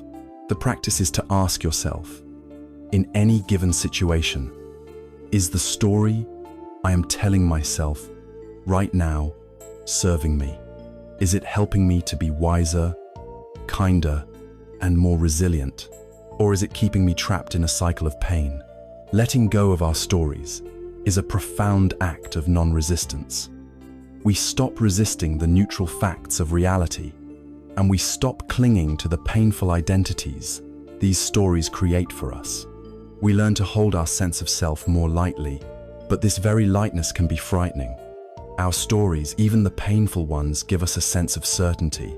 We know who we are in the story of the victim or the one who is not good enough. The narrative is familiar, predictable. To let go of that story is to step off a well-marked path and into an open field. It is to admit, I don't know who I am without this problem. It requires us to face a truth that our narrative, spinning mind, works tirelessly to obscure. It requires us to become comfortable with one of the most feared, yet ultimately most creative and liberating states of being. It requires us to find the wisdom in uncertainty. We have taken the courageous step of looking at the stories we tell ourselves, the personal narratives that shape our reality and often keep us trapped in cycles of pain. We have seen that we have the power to let these stories go.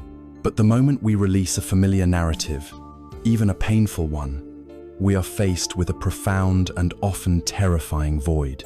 The story, for all its flaws, provided a sense of certainty. It gave us an identity. It told us who we were and how the world worked. To let it go is to step off the well-trodden path and into a vast, open field with no map. It is to come face to face with one of the deepest fears of the human mind, the fear of uncertainty. In our modern world, we could define anxiety as fundamentally an intolerance for uncertainty. The anxious mind is a machine that desperately tries to create certainty where none exists. It runs endless what-if scenarios, not in a playful way, but in a desperate attempt to anticipate and neutralize every possible threat. It believes that if it can just plan enough, worry enough, and control enough, it can construct a safe and predictable future. But this entire project is based on a fundamental delusion. The future is, by its very nature, uncertain. It does not exist yet. To demand certainty from the future is like trying to grasp a fistful of water. The tighter you squeeze, the faster it slips through your fingers. The immense energy we pour into trying to secure tomorrow is stolen directly from the vitality of today. We sacrifice the living reality of the present moment for a fantasy of a controlled future, a future that will never arrive. The war on uncertainty is a war we can never win, and the only casualty is our own peace of mind. There is a timeless Taoist story that perfectly illustrates the wisdom of making peace with the unknown. An old farmer lived in a small village. He had a single, beautiful horse that was his most prized possession. One day, the horse broke through its fence and ran away. The farmer's neighbors all came to console him. "Oh, what terrible luck," they said. "Your only horse is gone. This is a disaster." The old farmer simply looked at them and replied, "Good luck, bad luck, who knows?" The neighbors went away, shaking their heads at the old man's strange response.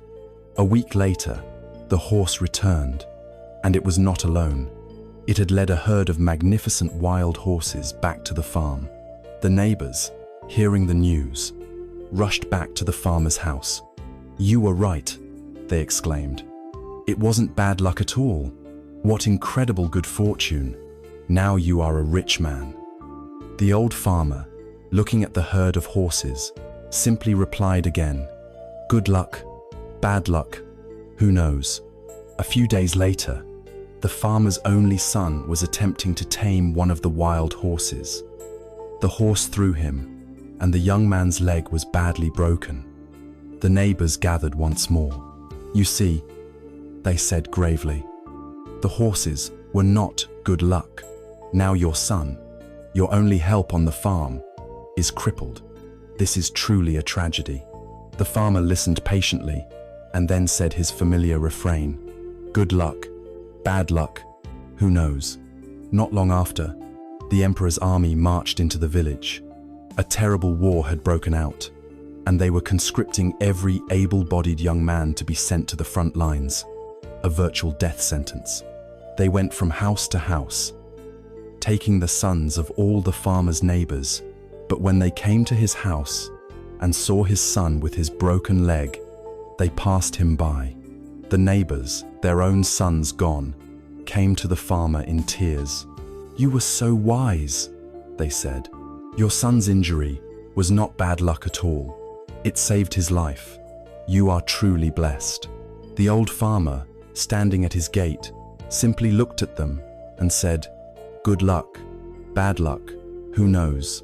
The wisdom of the farmer lies in his radical acceptance of not knowing. He understands how limited our human perspective is.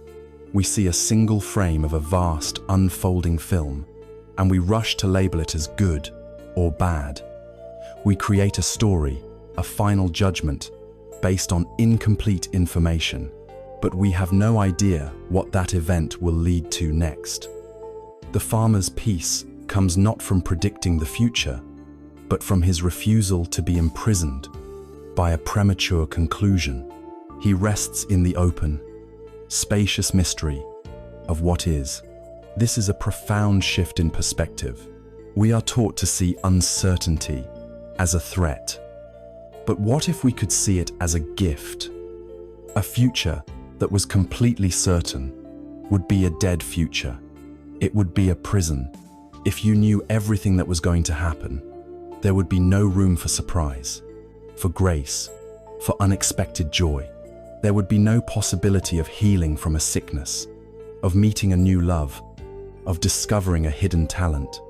Uncertainty is the fertile soil in which all possibility grows. It is the blank page upon which a new story can be written. To demand certainty is to slam the door on potential. To embrace uncertainty is to live with that door wide open, ready to receive whatever life brings. It is to trust that even if the next chapter contains challenges, it also contains the possibility of growth and blessings we cannot yet imagine. We can actively cultivate this wisdom of uncertainty in our own lives. We can practice the art of not knowing. First, simply notice the mind's compulsion to have an answer for everything right now. When you find yourself caught in a loop of worry about a future outcome, a medical test, a relationship, your finances, you can gently ask yourself, do I truly need to solve this in this very moment? Is it possible for me to just allow this to be an open question for a little while? You can give yourself permission to not know. Feel the relief that comes from taking that immense pressure off yourself. You can also use the farmer's refrain as a kind of mantra. When you catch yourself labeling an event as terrible or perfect, you can gently say to yourself, good luck, bad luck, who knows? This is not to be cynical or dismissive. It is a humble reminder of your own limited view, an act of letting go of the need to be the final judge of reality. We can also train our minds by playfully embracing small, everyday uncertainties. Go for a drive without a set destination. Order something from a menu you've never tried before. Listen to a new genre of music. These small acts of stepping into the unknown build our tolerance for uncertainty.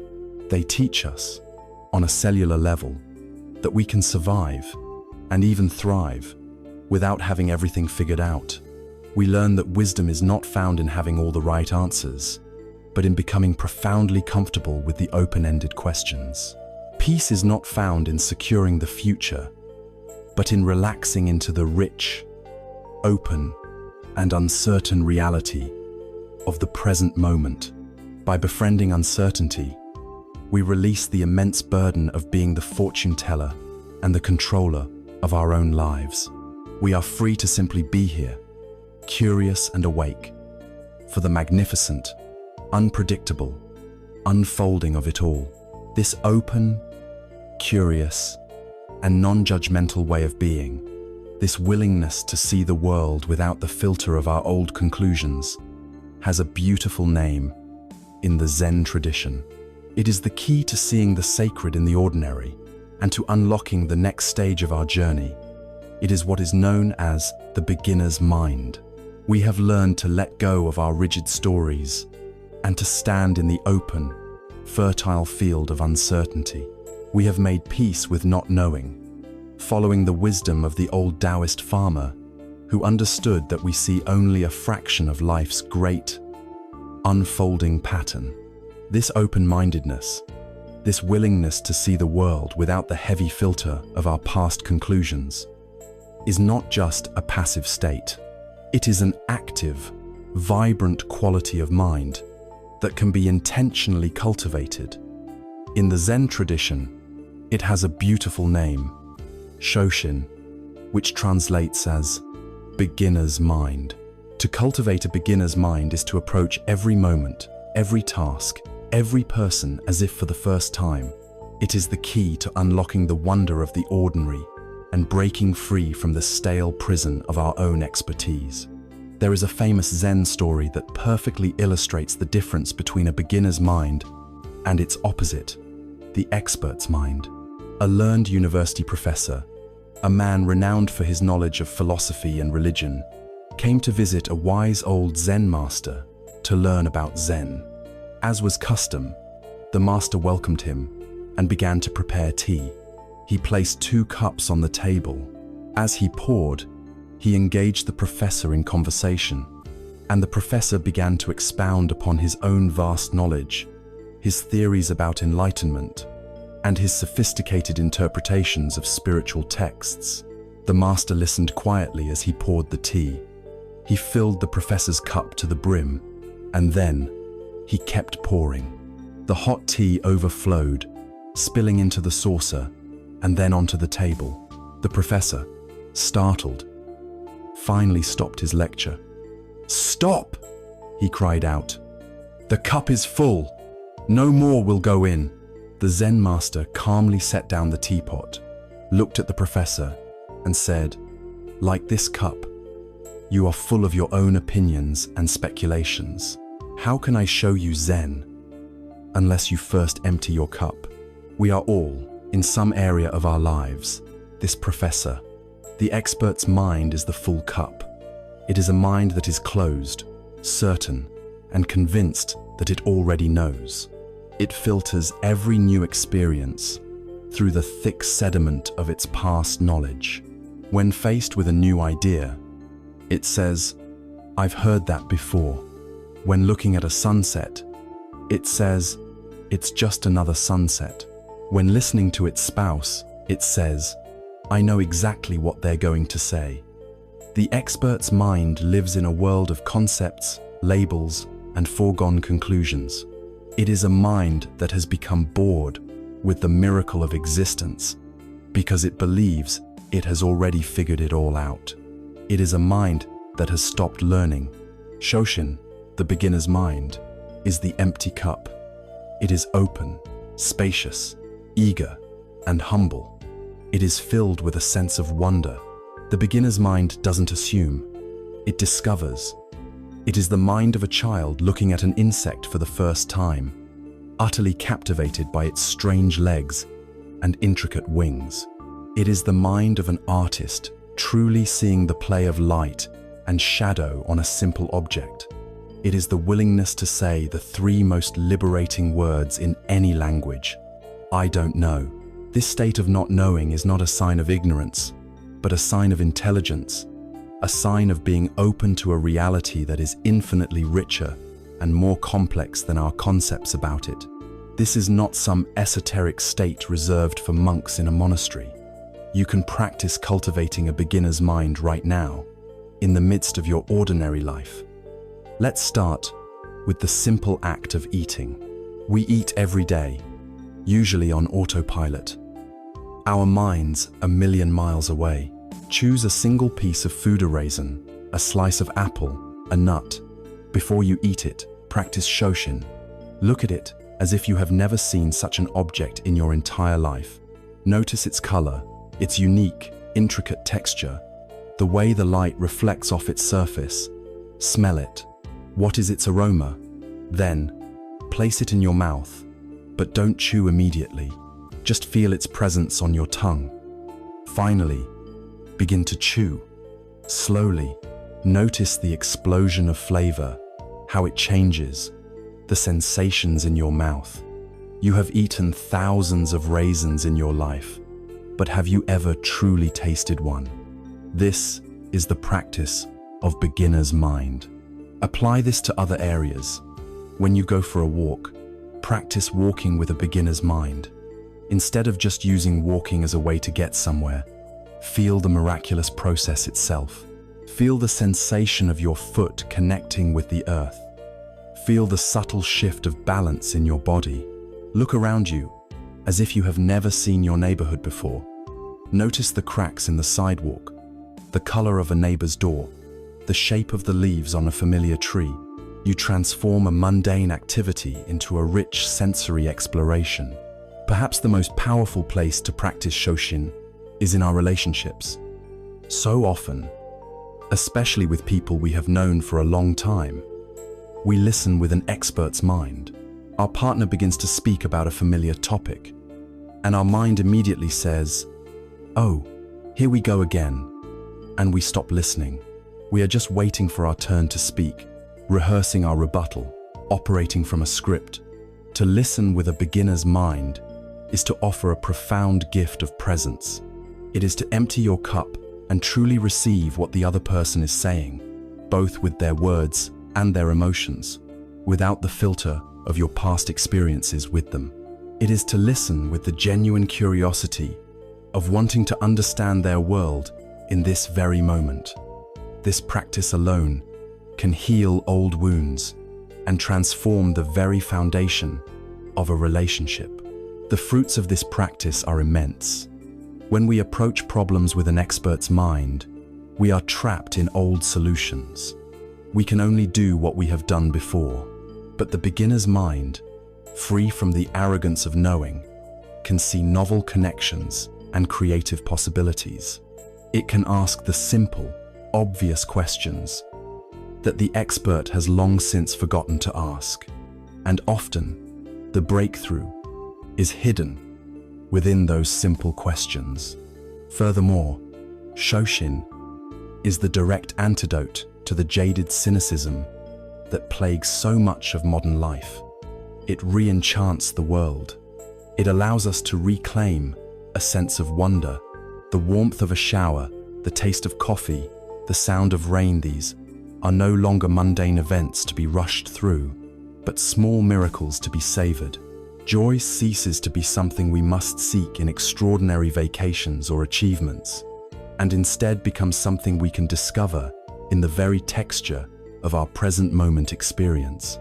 To embody Shoshin is to be humble, teachable, and profoundly alive.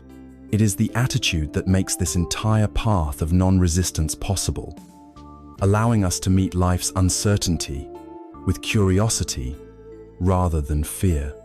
It is the practice of being reborn in each and every moment. But let us be clear, this is a practice, not a permanent achievement. We are human, and our old habits are strong. We will try to have a beginner's mind, and we will find ourselves with a full cup, lost in judgment and assumption. We will try to flow with the river of life, and we will find ourselves paddling furiously upstream. We will try to be the sky, and we will find ourselves completely identified with the storm. So, a crucial question arises. What do we do when we fail? How should we treat ourselves in those very human moments when our conditioning takes over, when we find ourselves clenching, fighting, and resisting once again? Our response to this perceived failure is everything. It leads us to one of the most healing and essential aspects of this path, the necessity of cultivating a deep and unwavering compassion for the resisting self. We have explored the open field of uncertainty and have practiced seeing the world with the fresh, curious eyes of a beginner. This is the path. And yet, an undeniable truth of any authentic path is that we will falter. We are creatures of deep habit, and the patterns of resistance, control, and judgment have been etched into our nervous systems over a lifetime. There will be days when you try to have a beginner's mind and find your cup is completely full of stale opinions. There will be moments when you try to flow with the river and find yourself paddling furiously against the current, filled with frustration. You will try to be the spacious sky and instead find yourself utterly lost in the heart of the storm. In these moments of perceived failure, we meet the most important crossroads in our practice. Our reaction to our own resistance will determine whether we continue on a path of healing or spiral into a cycle of self-recrimination. It is here that we must learn the most tender and vital art of all, the art of compassion for the resisting self. Our first impulse when we see our own resistance is often to attack it. We meet our inner clenching with another, harsher clench of self-criticism. Why am I so anxious? I should be over this by now. I can't believe I got that angry again. I'm a spiritual failure. I'm just not good at this. This voice of the inner critic feels like an ally. We believe it is motivating us, keeping us on track, but it is a profound lie. The inner critic is not a motivator. It is the voice of resistance itself, turned inward. It is the third arrow. The first arrow is the painful event. The second arrow is our initial resistance to it. The third arrow, the one that drives the suffering deep into our soul, is our judgment and condemnation of ourselves for having the first two reactions. Trying to heal resistance with self-criticism is like trying to soothe a burn by holding it closer to the fire. It only intensifies the pain. To break this cycle, we must first understand where our resistance comes from. It is not a monster to be slain. It is not a personal flaw. In almost every case, resistance is a misguided protective mechanism. It is the voice of a frightened, younger part of ourselves. It is an old, outdated survival strategy that we learned long ago to cope with a world that felt unsafe or overwhelming. Imagine a small child who is terrified. In their fear, they might clench their fists, shut their eyes, and scream. They might push away a helping hand. A wise parent would not scold the child for this reaction. A wise parent would see the fear beneath the behavior. They would speak in a soft voice, offer reassurance, and create a sense of safety. Our own resistance is this scared child within. When we meet our own clenched anxiety or fiery anger with harshness and judgment, we are scolding that terrified child. Self-compassion is the practice of learning to become that wise, gentle parent to ourselves. This compassion has two flavors in the Buddhist tradition. The first is metta, often translated as loving kindness. It is a general wish for well-being, a baseline of friendliness toward ourselves and all beings. The second is karuna, or compassion. Karuna is the specific quality of heart that responds to suffering. It is the heart's trembling in the face of pain, and the sincere wish for that pain to be eased. Self-compassion, therefore, is karuna directed inward.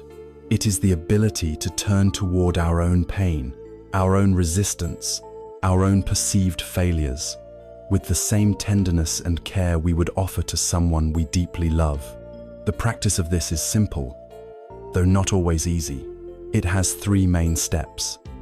The first, in a moment of difficulty, is to simply acknowledge what is happening.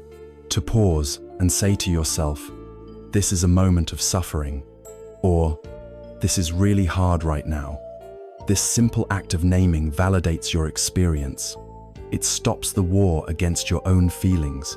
The second step is to connect with our common humanity. We often feel very isolated in our suffering, as if we are the only one who feels so broken or flawed. In this step, you remind yourself, suffering is a part of being human. I am not alone. Other people feel this way. This is what it is like for a human being to feel this emotion. This simple reminder breaks the spell of isolation. The third step is to offer yourself active kindness. You might place a hand gently over your heart, feeling the warmth and gentle pressure. This physical gesture is deeply soothing to the nervous system.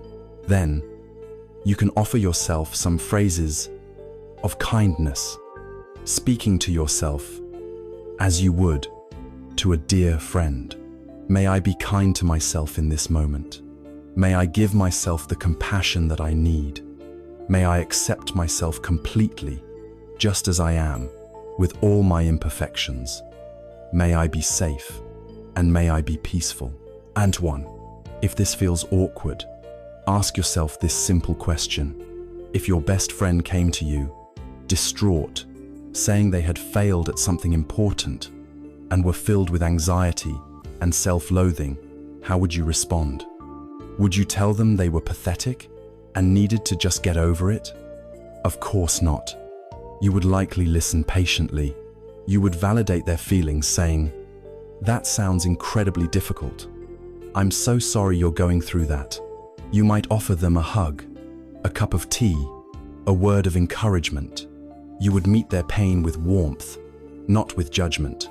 The entire practice of self-compassion is simply learning to give yourself that same grace. It is learning to become your own best friend. There is a beautiful story that illustrates the Buddha's own embodiment of this principle. In the community of monks, there was one named Girimananda who had fallen gravely ill.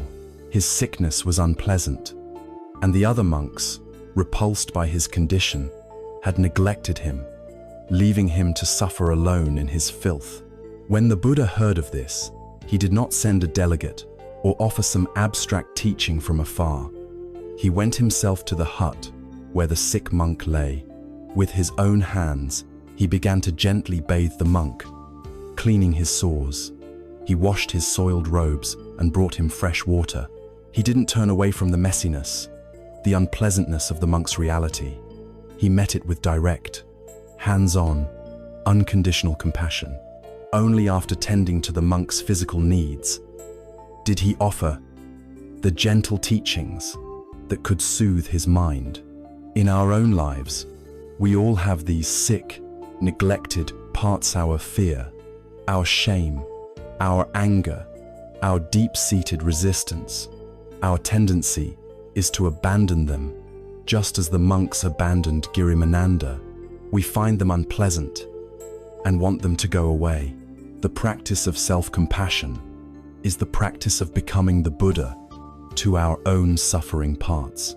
It is the willingness to turn toward what is messy and difficult within us, and to gently tend to it, to clean its wounds, and to hold it with a boundless and unconditional kindness. This compassion is not a form of self-pity or self-indulgence. It is the bedrock of resilience. It is the secure foundation from which we gain the courage to face life's difficulties. When you know that you will not be attacked from within, you are much more willing to take risks, to be vulnerable, and to try again after you fall. You are creating an inner environment of safety, a warm and holding space where the clenched fist of resistance can finally feel safe enough to open. This compassionate way of relating to ourselves naturally begins to change how we relate to the world. When we are less at war with ourselves, we are less at war with others. So much of our anger and resistance toward other people is based on the assumption that they are acting with malicious intent, that their actions are a personal attack. But what if this, too, is just a story? What if we could learn to see the difficult events of our lives not as arrows shot with personal animosity, but as something far more impersonal, something almost empty? This inquiry leads us to one of the most powerful parables for dissolving anger and overcoming our tendency to personalize conflict: the ancient story of the empty boat. We have learned to meet our own inner resistance with the warmth of compassion, to become a gentle parent to the frightened parts of ourselves. This practice softens our inner world, creating a foundation of safety and kindness. Now, with this foundation established, we can turn our gaze outward and address one of the most powerful sources of our daily resistance: our interactions with other people. So much of our anger, our resentment, and our frustration is born from the stories we tell about the intentions of others. We operate under the assumption that the difficult moments of our lives are personal attacks, arrows shot with malicious intent directly at us. But what if this is a profound misunderstanding? What if there was a way to see these events that could dissolve anger before it even takes root? The ancient Taoist sage, Zhuangzi, offered such a way in a simple, elegant parable that has echoed through the centuries. It is the parable of the empty boat. Imagine, he says, a man crossing a river in his small boat on a foggy morning. The world is quiet, shrouded in mist. Suddenly, with a jarring thud, another boat collides with his. The man is jolted. His immediate reaction is a surge of hot anger. He opens his mouth to shout, to hurl insults at the careless person who has so rudely disrupted his peace. He is ready for a fight, ready to defend his space and assign blame. But as he glares toward the other boat, he peers through the thinning fog and sees that there is no one there. The boat is empty. It must have broken loose from its moorings upstream and was simply drifting with the current. And in that instant of seeing, a remarkable transformation occurs. His anger, which was a moment ago a raging fire, completely vanishes. It has nowhere to go. It has no target. It simply dissolves into the quiet morning mist. The event is the same. His boat was still struck. The inconvenience is the same. The only thing that has changed is his perception of the cause. Zhuangzi concludes his story by saying that this man, from that day forward, learned to navigate the river of life as if every boat that bumped into him was an empty one. Let this story settle in your mind. It holds a key that can unlock the prison of resentment. The central question is this: why did the man's anger disappear? The objective reality did not change. The collision still happened. What changed was the story. When he believed there was a person in the other boat, he created a story of blame. He assumed carelessness, or incompetence, or even malice. He created a villain. Our anger almost always needs a villain. It is a relational emotion. It needs an other to be aimed at. The moment he saw that the boat was empty, the story of the villain collapsed. There was no one to blame. There was just an event, an impersonal, unintentional happening. And without a villain, his anger became homeless. It had no reason to exist. This is the profound and practical wisdom of the empty boat. So much of our suffering is caused by the fact that we are constantly populating the boats that bump into us.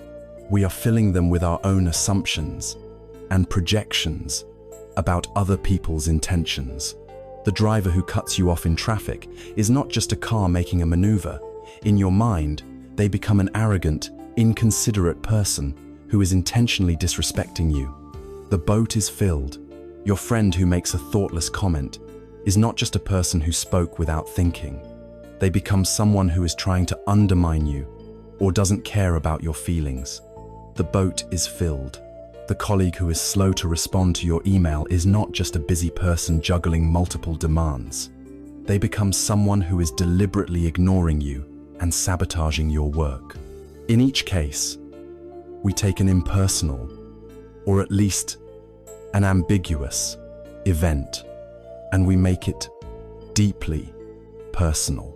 We create a story with a villain, and we cast ourselves in the role of the victim, and in doing so, we give away our peace. To practice the philosophy of the empty boat is to learn to pause before you populate the boat. It is to consciously choose to see life's bumps and collisions as impersonal events as much as possible. This is not about becoming naive or allowing people to harm you. It is a pragmatic strategy for preserving your own inner tranquility. Let's say you receive a curt one-line email from a superior. Your conditioned mind immediately fills the boat. She's angry with me. I'm in trouble. She's being disrespectful. The second arrow of anxiety and resentment is launched. The empty boat practice invites you to pause and consider other possibilities. What if the boat is empty of personal malice? What if she was answering it on her phone while running between meetings? What if she is under immense pressure from her own boss? What if she is just, by nature, a very blunt communicator? By considering that the boat might be empty, you are not making excuses for her. You are simply refusing to automatically accept the most painful and personal interpretation. You are refusing to drink the poison of resentment when you don't have to. Your mind remains calm, and your response can be clear and effective, rather than defensive. This practice can be applied everywhere. The baby crying on an airplane is an empty boat. There is no malicious intent.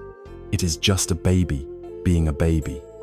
The rainy weather on your vacation is an empty boat. The universe is not conspiring against you. It is just weather, a sudden illness, a stock market crash, a flight cancellation. These are all large, empty boats. They are impersonal events, flowing down the river of cause and effect. To rage against them, to ask, "Why me?" is as futile as shouting at the fog. It accomplishes nothing except to shatter your own peace. When you begin to live this way, the world transforms. You find that you are no longer the central character in a drama where everyone else is either an ally or an enemy. You are simply a skillful navigator, moving through a world of events. The feeling of being a victim begins to dissolve, because a victim always needs a victimizer. When you see empty boats everywhere, the role of victim becomes redundant. You reclaim a tremendous amount of mental and emotional energy that was previously being wasted on nursing grievances, holding grudges, and feeling offended. This energy becomes available for compassion, for creativity, for problem solving, and for joy. You become less brittle, less easily provoked. A sense of lightness and spaciousness enters your life, because you are no longer carrying the heavy burden of everyone else's perceived intentions. The parable of the empty boat is a master teaching in the art of non-resistance. It teaches us to depersonalize the events of our lives, to stop taking everything as a commentary on our own self-worth. It is a powerful tool for dissolving anger and finding freedom from the tyranny of our own reactive minds. Now, with this tool in hand, with this understanding that most of what bumps into us is not personal, we can turn to the most challenging waters of all. We can take this wisdom and apply it to the complex, intimate, and often turbulent currents of our relationships with the people we hold most dear. How can we practice this art of non-resistance, not just with strangers and impersonal events, but in our connections with our partners, our families, and our friends? How do we navigate the inevitable misunderstandings and conflicts with this newfound grace? We have navigated the inner landscape of the mind, and with the parable of the empty boat, we have learned a strategy for meeting the outer world with less anger and more peace. Now, We bring this practice into the most complex, rewarding, and often challenging arena of human life, our relationships. It is one thing to see an anonymous driver who cuts you off as an empty boat. It is quite another to apply that same wisdom to a partner, a parent, or a child boats that are filled with a deep and tangled history of love, expectation, and pain. Yet, it is precisely here, in the crucible of our intimate connections, that the practice of non-resistance offers the most profound rewards. Our relationships, more than any other area of life, can become our greatest teachers, revealing to us with perfect clarity where we are still clinging, controlling, and resisting. The primary source of conflict and suffering in our relationships stems from a single, pervasive project. The project of trying to change other people. We may not admit it to ourselves, but we are often engaged in a subtle, lifelong effort to sculpt the people we love into the people we wish they were. We fall in love with a person's essence, and then we begin a quiet campaign of renovation. We wish they were a little more organized, a little more ambitious, a little less emotional, a little more like us. Each of these wishes is a form of resistance. We are resisting the reality of the person standing before us in favor of a fantasy we hold in our own mind. This project is not only exhausting and doomed to fail, it is a subtle act of violence. It sends a constant, painful message to the other person. You, as you are not enough. Compounding this is the secret instruction manual we all carry for how other people should behave. They should call when they say they will. They should know what we need without us having to ask. They should share our values and priorities.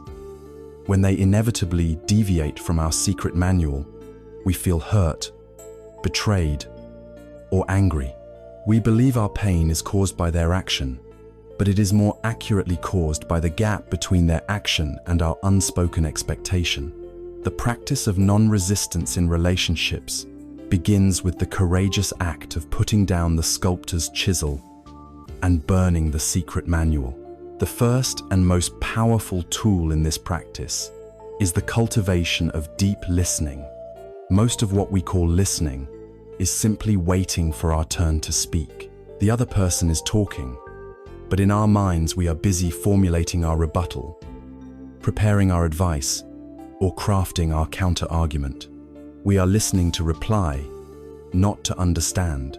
Deep listening, a practice emphasized by the Zen master Thich Nhat Hanh, is an act of complete surrender. It is to empty your cup, as the Zen story teaches, and offer the other person the full, undivided space of your attention. Your only goal is to understand their world, to feel what it is like to be them in that moment. It is to listen, not just to their words, but to the emotions living behind the words. It is to listen without interrupting, without judging, without planning your response. You are giving the other person the rare and precious gift of being truly seen and heard, which is perhaps the deepest nourishment we can offer one another. From this ground of deep listening, the courage to truly accept others as they are can begin to blossom. Acceptance does not mean you must approve of all their behavior. It does not mean you have to abandon your own values. It simply means you let go of the war against their reality. You acknowledge, on a deep level, who they are right now, with all their beautiful strengths and all their frustrating flaws.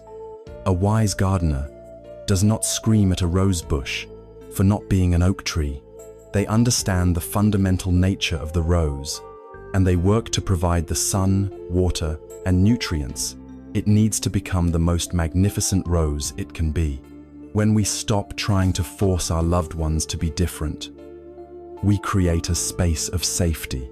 In this safety, paradoxically, people are far more likely to grow and change for the better. When they feel constantly resisted, and criticized, they become defensive and more deeply entrenched in the very behaviors we wish they would change. Our resistance becomes the barrier to their growth. This leads to a crucial shift in our priorities during moments of conflict. The ego has a ferocious need to be right. In an argument, our primary goal is often to prove our point, to win the debate, to have the other person admit that our version of reality is the correct one. This pursuit of being right is poison to intimacy. You can win every argument and end up with a relationship that is a desolate wasteland. A practitioner of non-resistance learns to ask a different question in the heat of a disagreement. What is my deepest intention here? Is it to be right, or is it to feel connected to this person I love? More often than not, the subject of the argument is trivial, but our ego has inflated it into a battle for survival. Letting go of the need to be right is an act of profound love. It is to value the harmony of the relationship more than the satisfaction of your own ego. It is to be able to say, I see this differently, but I can see that it is important to you. Let's find a way forward together. It is essential to understand that accepting others does not mean you must abandon yourself. It does not mean you become a doormat, or that your own needs and feelings don't matter. In fact, true non-resistance requires that you stop resisting your own truth. You must honor your own feelings and needs, but you learn to communicate them from a place of acceptance rather than blame. This is the difference between launching a filled boat and an empty one. The language of blame is, "You never help me around the house. You are so lazy." This is an attack on the other's character. The language of acceptance and personal truth is, when I am the only one cleaning the kitchen, I start to feel overwhelmed and resentful. I would feel so much better if we could see this as a team effort. The first statement invites a defensive battle. The second invites a compassionate conversation and a search for a solution. You are not making them wrong. You are simply stating your own experience and needs clearly and kindly. Our relationships, then, become a dynamic dance. It is a practice of accepting our partners, friends, and family for who they are, while simultaneously accepting ourselves and learning to communicate our needs with clarity and compassion. We let go of the grand project of controlling and changing others. We let go of the desperate need to win every argument. We learn to listen from a place of emptiness and to speak from a place of kindness.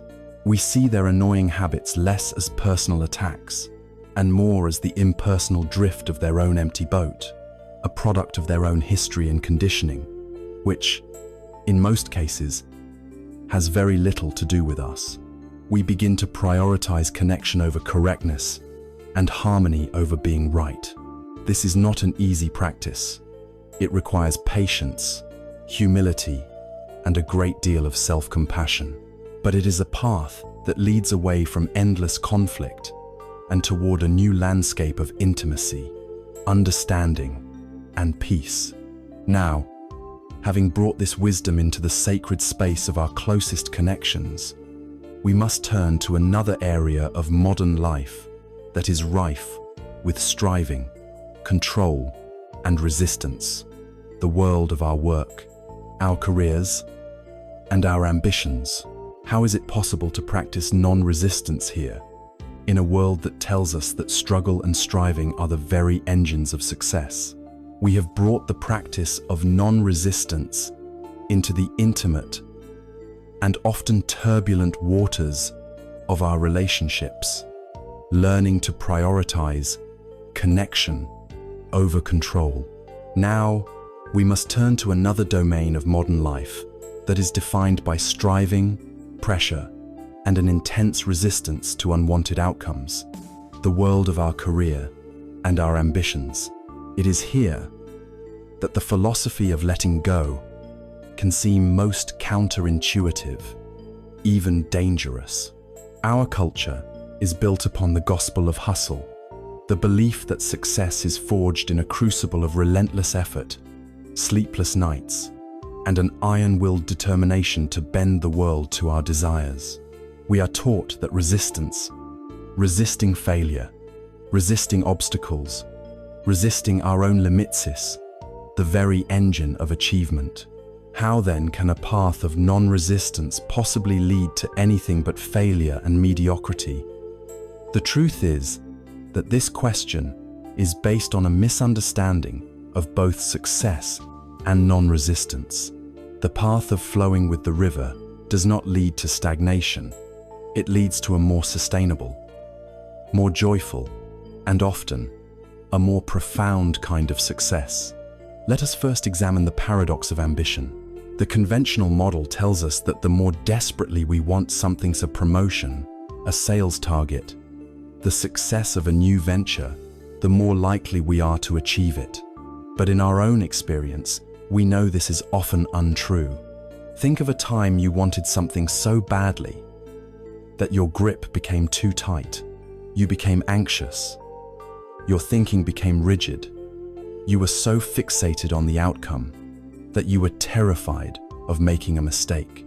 This state of white-knuckle ambition, this desperate clinging to a specific result, is incredibly stressful. It depletes our energy and stifles our creativity. We become so afraid of failing that we can no longer access the relaxed, intuitive, and creative state of mind where our best work is actually done. The desperate need to succeed often creates the very anxiety that sabotages our efforts. There is a classic story from the Zen tradition that perfectly illuminates this paradox. It is the story of the archer. An archer, when he is shooting for nothing, just for the pure joy of the practice, has all his skill. His posture is perfect. His breath is calm. His release is fluid. He is one with the bow, the arrow, and the target. But if a prize is set for the competitioner, simple brass buckle he becomes a little self-conscious. His grip tightens. His aim wavers slightly. He is no longer just shooting. He is shooting for a prize. Then, if the prize is one of great value, a purse filled with gold, he becomes a nervous wreck. His anxiety clouds his vision. He sees two targets instead of one. He is so worried about winning the gold that he can barely draw the bow. His skill has not changed from one day to the next. What has changed is his attachment to the outcome. The prize has divided him against himself. His desire has become the enemy of his skill. This story contains the entire secret to non-resistance in ambition. The wisdom is to learn to separate the process from the prize. It is to pour your entire being into the art of shooting the arrow and to release your attachment to where it lands. In this path, this is called right action. It is a profound shift in focus, away from the question, what will I get from this? And toward the question, how am I engaging in this moment? The goal ceases to be the future reward and becomes the quality of your presence and integrity right now. It is the practice of writing a single email with your full attention and care. It is the practice of listening to a client's needs with an empty, curious mind. It is the practice of designing a product with an unwavering commitment to quality. You bring the best of yourself to the task at hand, and you find the reward in the action itself. This naturally leads to the practice of letting go of the outcome. This is not the same as not caring about the outcome. It is a profound act of wisdom and humility. It is the recognition that once you have shot the arrow to the best of your ability, its flight is subject to 1,000 variables beyond your control. A sudden gust of wind, a flaw in the arrow's shaft, the movement of the earth. In your career, once you have given the presentation, submitted the proposal, or done the interview with your full presence and skill, the result depends on countless other factors. The company's budget, the mood of the decision makers, the actions of your competitors, the state of the economy. To tie your inner peace and your sense of self-worth to a final outcome that you do not control is a guaranteed recipe for suffering. Your job is to be the best possible archer. Your job is to perfect the process of drawing the bow and releasing the arrow. The flight of the arrow belongs to the universe. This practice requires a radical redefinition of success. Our society defines success as a destination, a certain job title, a specific income level, a particular brand of car. This definition ensures a life of perpetual dissatisfaction. The moment you achieve one goal, the mind, in its habitual way, immediately sets another, higher one. The finish line is always moving. You are always striving, never arriving. The definition of success offered by this path is completely different. Success is not a destination you arrive at in the future. Success is an inner quality of being that is available to you in this very moment. Success is the integrity of your effort. It is the quality of your attention. It is the presence and care you bring to your work. Under this new definition, you can be successful right now. You can experience the success of listening deeply to a colleague in a meeting. You can experience the success of writing one clean line of code. You can experience the success of handling a difficult customer with patience and compassion. Your work is no longer just a means to a future-ender paycheck, a promotion. It becomes a rich and fertile training ground for mindfulness, for character, for presence. The journey itself, the very act of shooting the arrow, becomes the reward. The prize is secondary. This is the end of burnout. Burnout does not come from working hard. It comes from the relentless, draining, internal resistance of a mind that is constantly at war with reality, desperately trying to control uncontrollable outcomes. When you fall in love with the process, when you find your fulfillment in the quality of your present moment action, your work ceases to be a drain on your energy and can become a source of it. You are no longer the anxious archer, paralyzed by the thought of the prize. You are the master archer, finding a deep and quiet joy in the simple, profound act of doing your work well. This practice of non-resistance to outcomes, to failure, to the opinions of others, the secret to a career that is not only productive, but also peaceful and deeply fulfilling. Now, as we navigate this path, both in our relationships and our careers, we will inevitably encounter the internal weather these challenges produce. We will face storms of fear about the future, flashes of anger at injustice, and waves of sadness from disappointment. Our conditioning is to resist these inner states, just as we resist outer events. We fight them, we suppress them, we distract ourselves from them. So, how can we apply this art of non-resistance, not just to the events of our lives, but to the very storms within our own hearts? What does it mean to stop fighting our anger, our fear, and our sadness, and instead learn to be with them with this same wisdom and compassion? We have applied the principle of non-resistance to our ambitions and our careers, learning to become the wise archer who finds fulfillment in the process rather than the prize. This practice brings a new sense of peace to our outer lives. But the greatest challenges often arise from within. As we move through our days, navigating relationships and responsibilities, we are constantly visited by powerful internal states. A sudden surge of anger, a cold wave of fear, a heavy fog of sadness. Our deeply ingrained habit is to treat these emotions as enemies.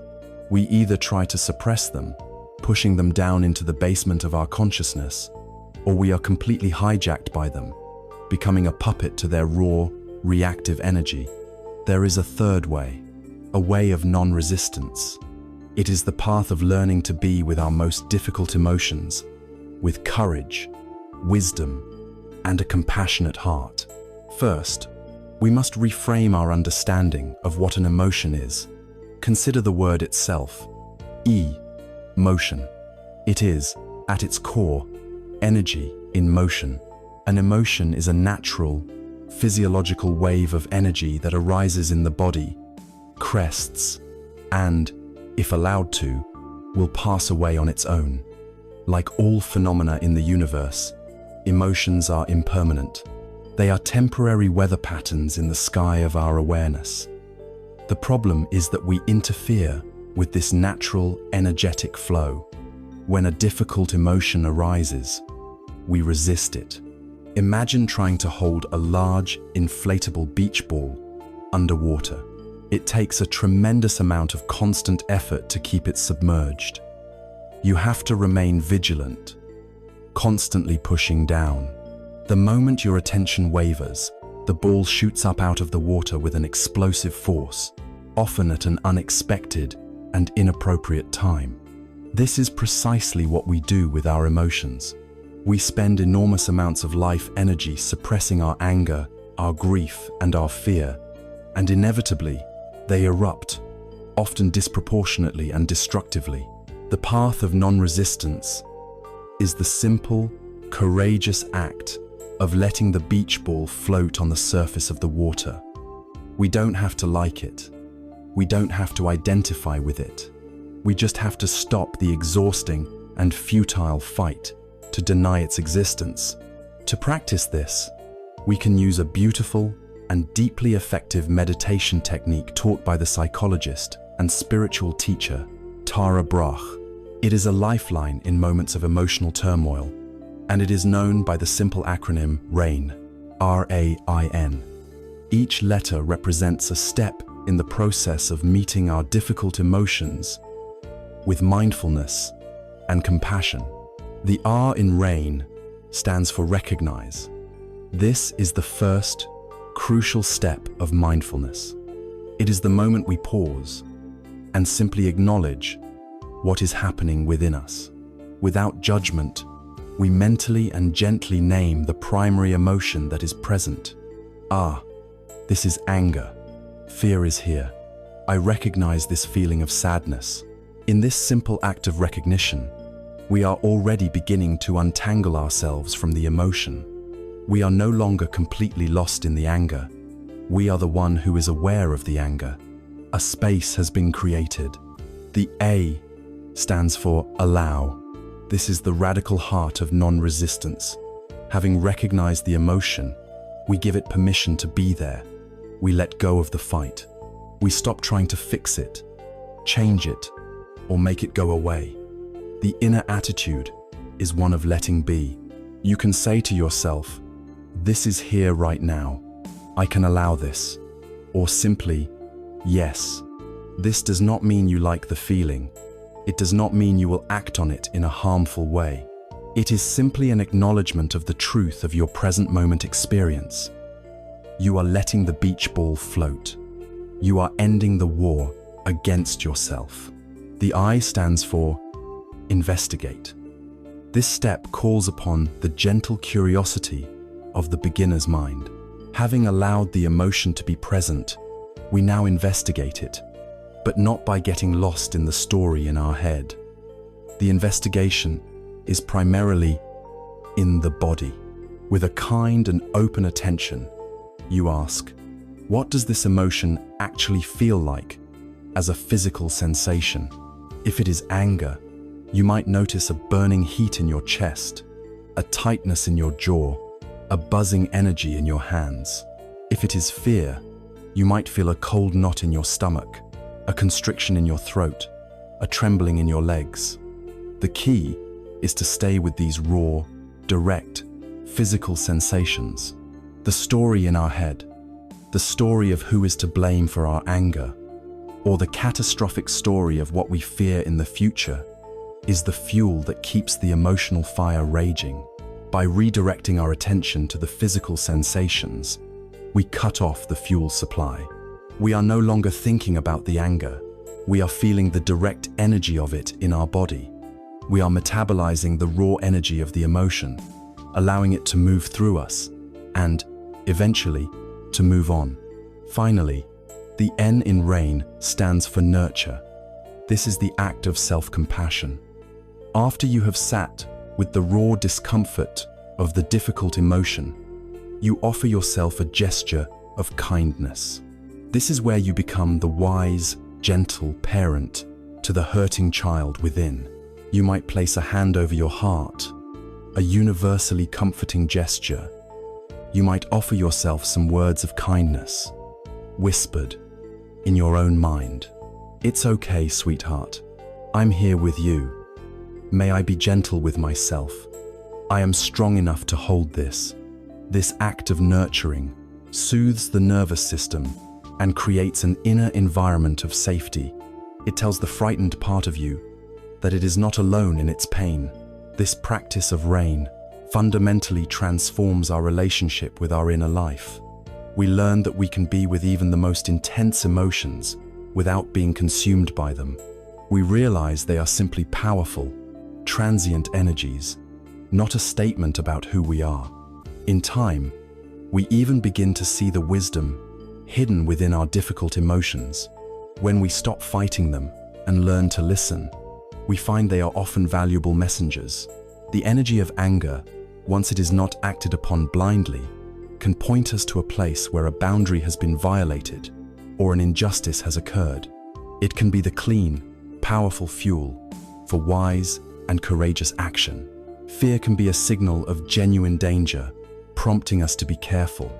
It can also point to the edge of our comfort zone, showing us exactly where our next opportunity for growth lies. And sadness is the natural, healthy, and honorable response to loss. To resist our sadness is to dishonor what we have loved.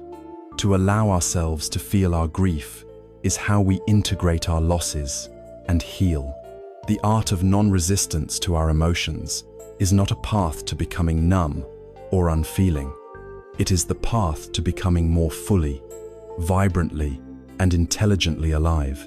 It is learning to trust the flow of our own inner river, to allow the waves of energy to rise and fall without building dams of suppression or being swept away in floods of reactivity.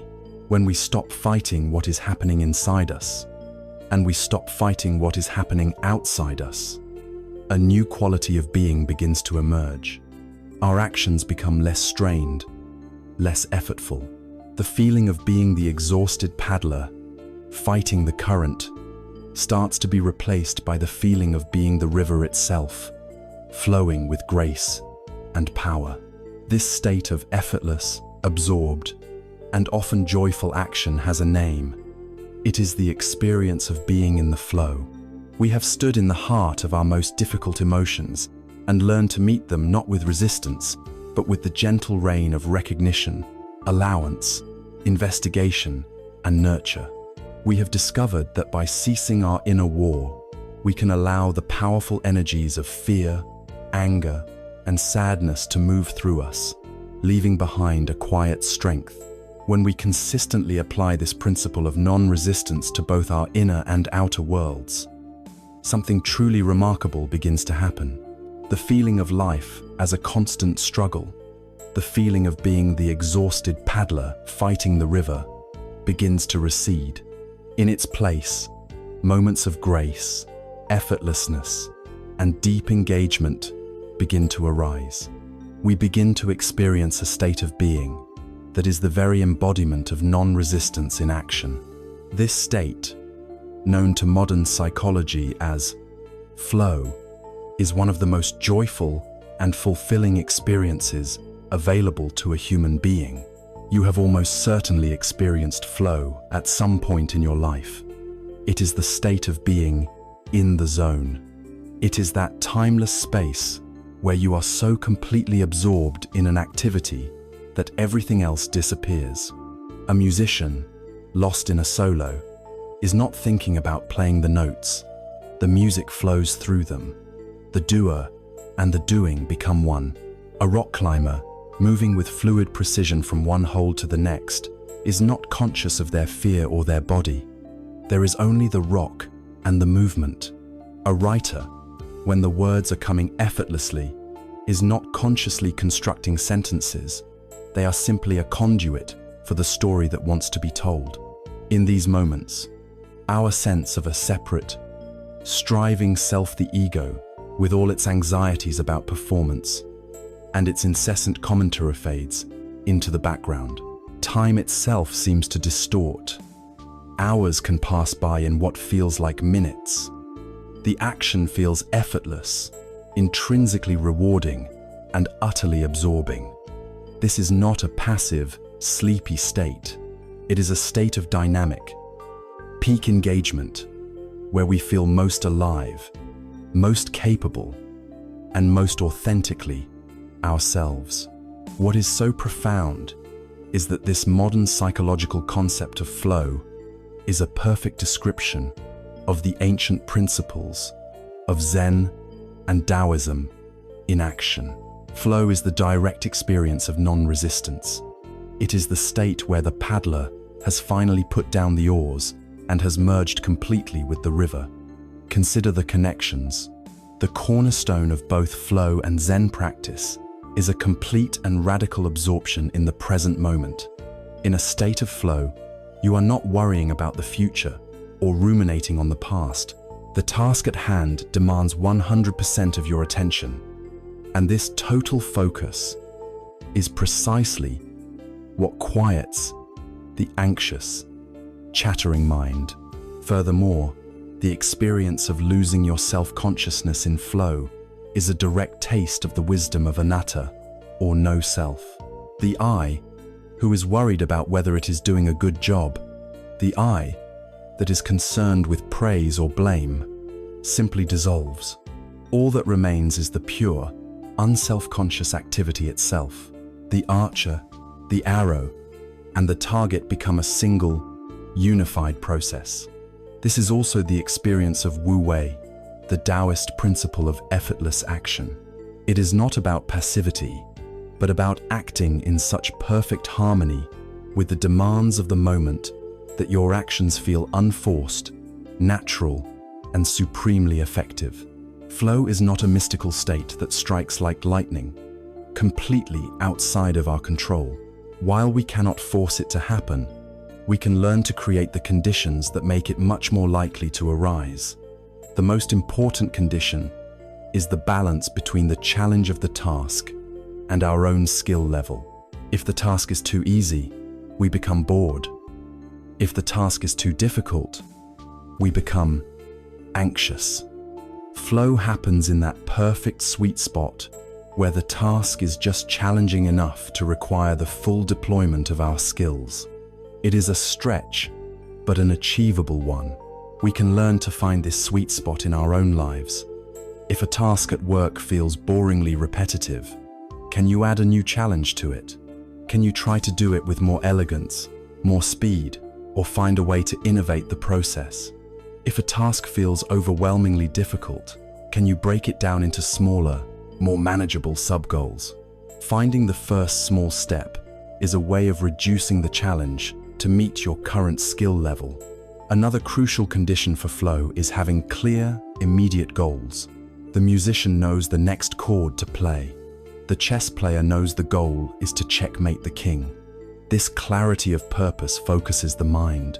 And finally, flow thrives on immediate feedback. The musician hears the note as soon as it's played. The climber feels the hold as soon as they grasp it. This immediate feedback loop allows for constant, seamless adjustment, keeping us locked in the present moment. In our modern world, one of the most important conditions we must create is a sanctuary from distraction. Flow demands our undivided attention. This means consciously choosing to turn off the notifications on our phone, to close the unnecessary tabs in our browser, to create a space of quiet focus where the mind can settle into a deep and productive rhythm. It is vital to understand that this profound and joyful state is not the exclusive domain of elite athletes, renowned artists, or brilliant scientists. Flow is a democratic experience, available to all of us in the midst of our ordinary lives. Its magic lies not in the grandeur of the activity, but in the quality of attention we bring to it. You can experience flow while washing the dishes. The goal is clear: to have clean dishes. The feedback is immediate. The plate becomes clean. If you resist the task, if your mind is a million miles away complaining about the chore, it will be a miserable experience. But if you bring your full, non-resistant attention to the sensation of the warm water on your hands, to the efficient movement of the sponge, to the sight of the soap bubbles the complaining self can dissolve, there is only the simple, rhythmic, and strangely peaceful act of washing. You can find flow in gardening, in kneading dough, in repairing a bicycle, in organizing a closet. You can find it in a deep conversation with a friend, where you are so absorbed in listening and responding that time seems to stop. Any activity, no matter how humble, can become a doorway to this state when you approach it with the intention of full presence, when you let go of your resistance to it and allow yourself to merge with the process. It is about choosing to be the archer who is in love with the act of shooting, regardless of the task. Flow, then, is the beautiful paradox and the ultimate prize of non-resistance. By letting go of our desperate need to control outcomes, by releasing our tight grip on the ego, we paradoxically enter a state of peak performance and profound joy. We get out of our own way and allow a deeper, more intuitive intelligence to move through us. We learn that true fulfillment is not found in the future destination, but in the quality of our engagement with the path itself. This experience of total, joyful presence in a challenging task begins to teach us a deeper lesson. We realize that this same quality of attention, this same non-resistant awareness, can be brought not just to peak experiences, but to the quiet, simple, and often overlooked moments that make up the fabric of our lives. This realization opens us up to a more subtle, more sustainable, and ever-present source of contentment, the quiet joy of simple things. Our modern world is built upon a grand and seductive promise, a promise whispered to us from every glowing screen, every billboard, every glossy magazine. It is the promise of happiness through acquisition. It tells us that contentment is just one purchase away, that peace can be found in a bigger house, a faster car, a more exotic vacation, a more perfect body. We are taught to be relentless seekers, constantly striving for the next achievement, the next possession, the next experience that will finally complete us, that will fill the persistent, quiet void within. We chase these things with immense energy, believing that happiness is a destination we can arrive at if we just try hard enough, earn enough, and own enough. And yet, many of us who have achieved some measure of this success find ourselves in a state of profound confusion. We get the thing we thought would make us happy, and there is a fleeting moment of pleasure, a temporary thrill, but soon the newness fades. The new car becomes just a car. The new phone becomes a familiar object in our pocket. The excitement subsides, and the old feeling of restlessness, of a subtle but persistent lack, returns. This is the great deception of materialism. It is a cycle that promises fulfillment, but delivers only a brief reprieve, leading us not to a state of lasting joy, but often to a deeper sense of emptiness, a quiet despair that comes from realizing that the promise was hollow all along. The question then arises, if happiness is not found in the acquisition of more, then where do we look? The wisdom we have been exploring suggests a radical shift in perspective. It suggests that perhaps the reason we feel so empty is because we are constantly looking outside of ourselves for a feeling that can only be generated from within. And perhaps the reason we miss the joy that is available in every moment is because our minds are too busy to notice it. The mind of the seeker is never at rest. It is constantly engaged in one of two activities: resisting what is, or grasping for what is not. It resists the present moment if it is unpleasant or simply boring, creating a narrative of complaint and dissatisfaction. I don't like this traffic. I hate this weather. This is not how things should be. Or it grasps for a future moment, living in a fantasy of what is to come. When I finish this project, I will relax. When I go on vacation, I will be happy. When I meet the right person, my life will begin. This mind, caught in the pendulum swing between resistance and desire, is completely unavailable to the present moment. And the present moment is the only place where life actually exists. It is only when the mind can cease its relentless striving, when it can let go of its fight with what is, and pause its frantic search for something better, that it can truly arrive where it already is. When the mind settles, even for a moment, the world reveals its inherent magic. It is a magic that was there all along, but was obscured by the noise of our own thinking.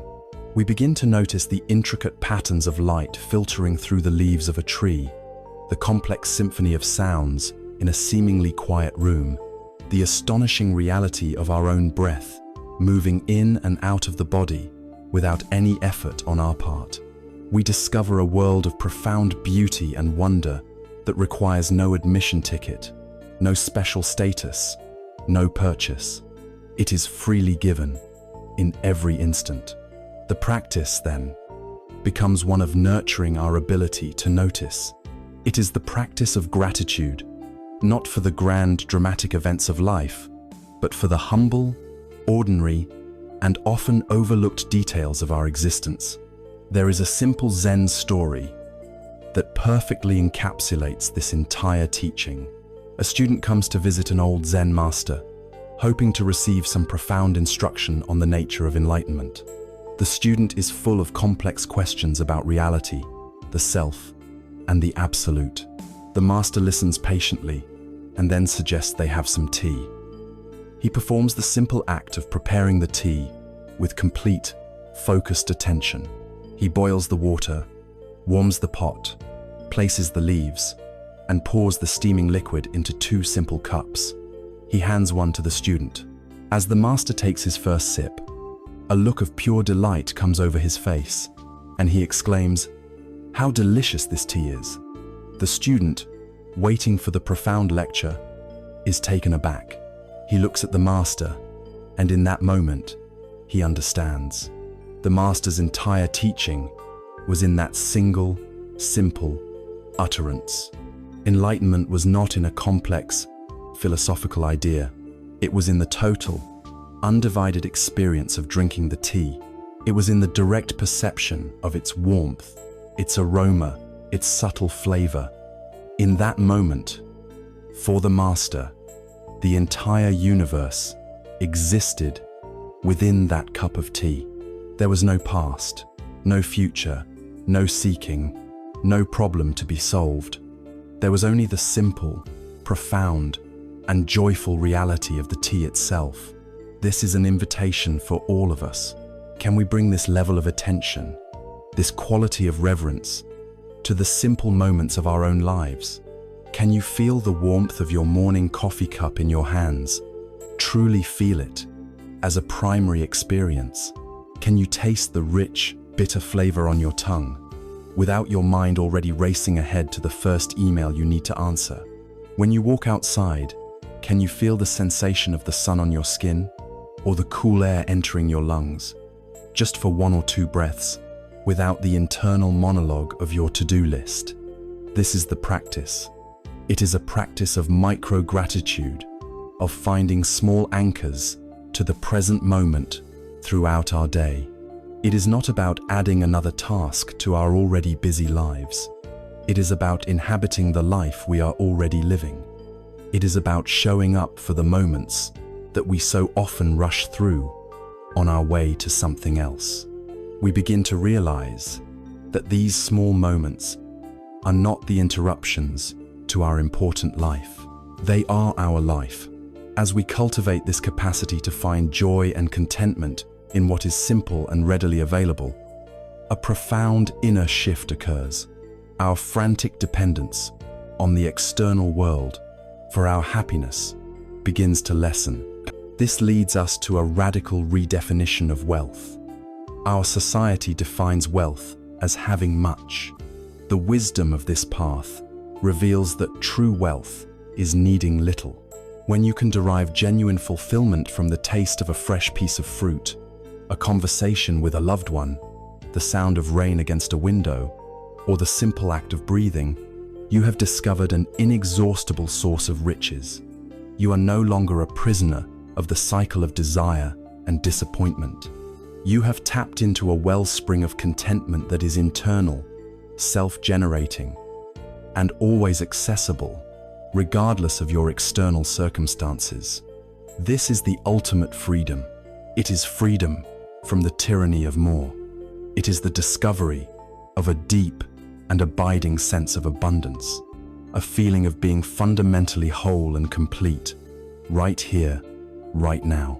This is not a philosophy of resignation, but one of deep engagement with life as it truly is, a life that is waiting, in all its simple glory, for us to finally pay attention.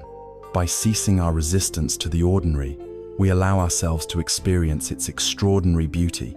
And this understanding is the foundation for a life lived not in struggle but in flow. We have traveled through many landscapes of the inner world together. We have learned to sit with our discomfort, to see the impermanent nature of our thoughts, and to find a profound and quiet joy in the simplicity of a single breath, a cup of tea. These are not just isolated techniques or pleasant ideas to contemplate. They are seeds. And the purpose of planting seeds is not merely to admire them, but to cultivate a garden, to foster an ecosystem where they can grow together and transform the very ground of our being. We now arrive at this final stage of integration, where we learn to weave all these threads into a single, seamless garment. The goal is to move from practicing non-resistance as an occasional exercise to embodying it as a natural and continuous way of life. We are learning to stop fighting the current of the great river of life, and instead to learn how to flow with it, to trust it, and to become one with its powerful, sacred, and mysterious journey. Initially, when we first encounter these practices, we approach them as techniques. We do our 10 minutes of mindfulness in the morning. We practice a gratitude meditation. We try to be non-judgmental. This is a natural and necessary starting point, like a musician learning the individual notes and scales. But if our understanding remains at this level, the practice can become just another item on our to-do list, another task to succeed or fail at, and thus, another potential source of stress. It remains separate, something we do for a short period before returning to our normal life of habitual resistance. The profound shift, the one we are truly aiming for, is the transition from technique to perception. It is a gradual alchemy where the qualities we cultivate in our formal practice begin to infuse the rest of our lives. It's when non-resistance ceases to be something you do and becomes the lens through which you see. It is no longer about setting aside time to be mindful. It is about life itself becoming a continuous flow of mindfulness. The ultimate aim of learning the notes is not to become an expert at playing scales, but to be able to play music, to improvise, to express something beautiful. Similarly, the aim of our practice is not to become a perfect meditator, but to live a life of wisdom, grace, and peace. This is the subtle but crucial movement from doing mindfulness to being mindful. When we are doing mindfulness, there is a subtle sense of a subject and an object. There is an I who is watching my breath. There is an effort, a sense of a separate observer, managing or monitoring an experience. But as our practice deepens and our resistance softens, this sense of separation begins to dissolve. There is no longer an I watching the breath. There is simply breathing. There is no longer an I who is listening to the sounds of the world. There is simply hearing, a vibrant field of sound, unfolding in awareness. The feeling of being a separate doer fades into the background, and we merge with the experience itself. This is a state of flow, of complete immersion, where action and awareness are one. It is not something we can force through willpower. It is something that arises naturally as we learn to let go, as we become more interested in the experience itself than in our ideas about it. This is the essence of integration. The wall between our practice and our life crumbles, and there is only one unified, aware, and unfolding reality. Perhaps the most powerful metaphor for this integrated way of living is that of a master surfer. Imagine the ocean. It is vast, powerful, unpredictable, sometimes calm and beautiful, other times turbulent and dangerous. The ocean is life itself. The waves that endlessly rise and fall are the events and circumstances of our lives. The challenges, the opportunities, the joys, the sorrows. They are not personal. They are simply the natural, impersonal energy of existence. A person who does not understand the ocean might try to fight it. They might stand at the shore and curse the waves, or try to build a wall to stop them, an act of utter futility and exhaustion. This is the life of resistance. The master surfer, however, has a completely different relationship with the ocean. First, they do not try to control the waves. They have a profound respect for their power. They know the wave cannot be conquered. Second, they spend a long time simply observing. They sit on their board and watch the sets roll in, feeling the rhythm, sensing the underlying currents. This is mindfulness, a patient, wise observation of the flow of life before acting. Then, when the right wave comes, the surfer acts, but their action is not one of force. It is one of supreme alignment and harmony. As the wave rises, they paddle to match its speed, and at the perfect moment, they rise to their feet. From that point on, their entire art is in moving with the energy that is already there. They shift their weight, adjust their balance, and flow in a graceful dance with the powerful, moving wall of water. They use the wave's immense energy to carry them forward.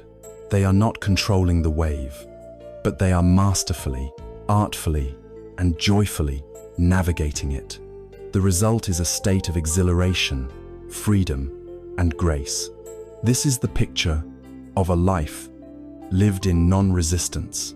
We do not control the events of life, but we can learn to meet them with balance, flexibility, and skill, using their energy to move us forward rather than allowing it to crush us. We learn to ride the waves of our own existence. This leads us to the final, deepest layer of this way of being: trust. It is easy to surf the smaller, more manageable waves of daily annoyances. But what about the tsunamis? What about the waves of profound loss, of grief, of failure, of sickness? These are the moments when skill alone is not enough. This is where we must cultivate an ultimate trust in the river itself. It is a trust that the flow of life, in its totality, is benevolent, that even the most difficult and painful currents are somehow carrying us where we need to go for our deepest healing and growth. This is the wisdom embodied in our final image: a single leaf falling from a tree in autumn, while on the branch it might have clung, afraid of the unknown. But there comes a moment of surrender, of letting go. As it falls, The leaf does not fight the wind. It does not try to direct its own course. It gives itself over completely to the invisible currents, dancing and spiraling on its journey downward. It has a deep, innate trust that the earth will be there to receive it, that it will be welcomed back into the soil, and that its very substance will be transformed into the nourishment for new life. To live a life of integrated non-resistance is to cultivate this quality of the falling leaf. It is the trust that even in our own moments of falling, of loss, of not knowing, we will be held. It is the profound faith that we are part of a wise and compassionate universe, and that we can afford to let go, to surrender our fight, and to trust the great river to carry us home. This is the culmination of our journey, quiet, powerful, and deeply peaceful surrender to the flow of what is. We began this journey together like a rower, exhausted and straining against the powerful current of a great river. We believed, as we are all taught, that progress required immense effort, that the goal was somewhere upstream, and that the river itself was an obstacle to be overcome. Our muscles ached from the constant resistance. Our minds were frayed with the frustration of feeling stuck, no matter how hard we paddled. But then, we learned a different way. We learned to pause, to lift the oars from the churning water, and simply observe. We practiced watching the flow of the river, noticing the sky above, and feeling the gentle rock of the boat beneath us. This was the birth of mindfulness. From that place of stillness, we found the courage to do the unthinkable. We let go of the oars completely. This was the radical act of acceptance. And in that surrender, we discovered the most profound truth. The boat did not sink. The struggle ceased, and a new kind of movement began, a graceful, effortless drifting. We realized the river was never our enemy. It was always and only our path. In learning to trust its flow, we finally found our way home. Peace, we have come to understand, is not the absence of waves on the water. It is not a destination where the river becomes a placid, motionless lake. Peace is the quiet skill of keeping our own heart steady while navigating the inevitable currents and turbulence of life. It is the discovery of a deep, unshakable calm within us that is not disturbed by the storm outside. This peace is not something that can be found out there in a better job, a more perfect relationship, or a different set of life circumstances. To seek it externally is to continue the exhausting task of rowing upstream. The core message of our journey together is that peace is an internal state. It is a quality of being, a skill that can be cultivated, moment by moment, through the gentle and persistent application of awareness and acceptance. The most important thing to take from all of this is that you are not helpless. You are not a powerless victim of life's pressures. You already have, within you right now, all the tools you will ever need to navigate your life with more wisdom and serenity. You have the anchor of your breath, a constant, faithful rhythm that can bring you back to the present moment at any time. You have the light of your attention, which can illuminate the beauty in simple things and grant you freedom from the prison of your thoughts. And you have the innate capacity for a compassionate heart, which can hold your own pain and the pain of others with a gentle and healing warmth. You are the captain of your vessel. And so, we end with a simple invitation. The great river of your life is flowing, now and always. The current is strong, and the destination is, in many ways, a mystery. You do not need to have all the answers. You only need to be willing to experiment. Try letting go of the oars, if only for a moment, and see where the river takes you.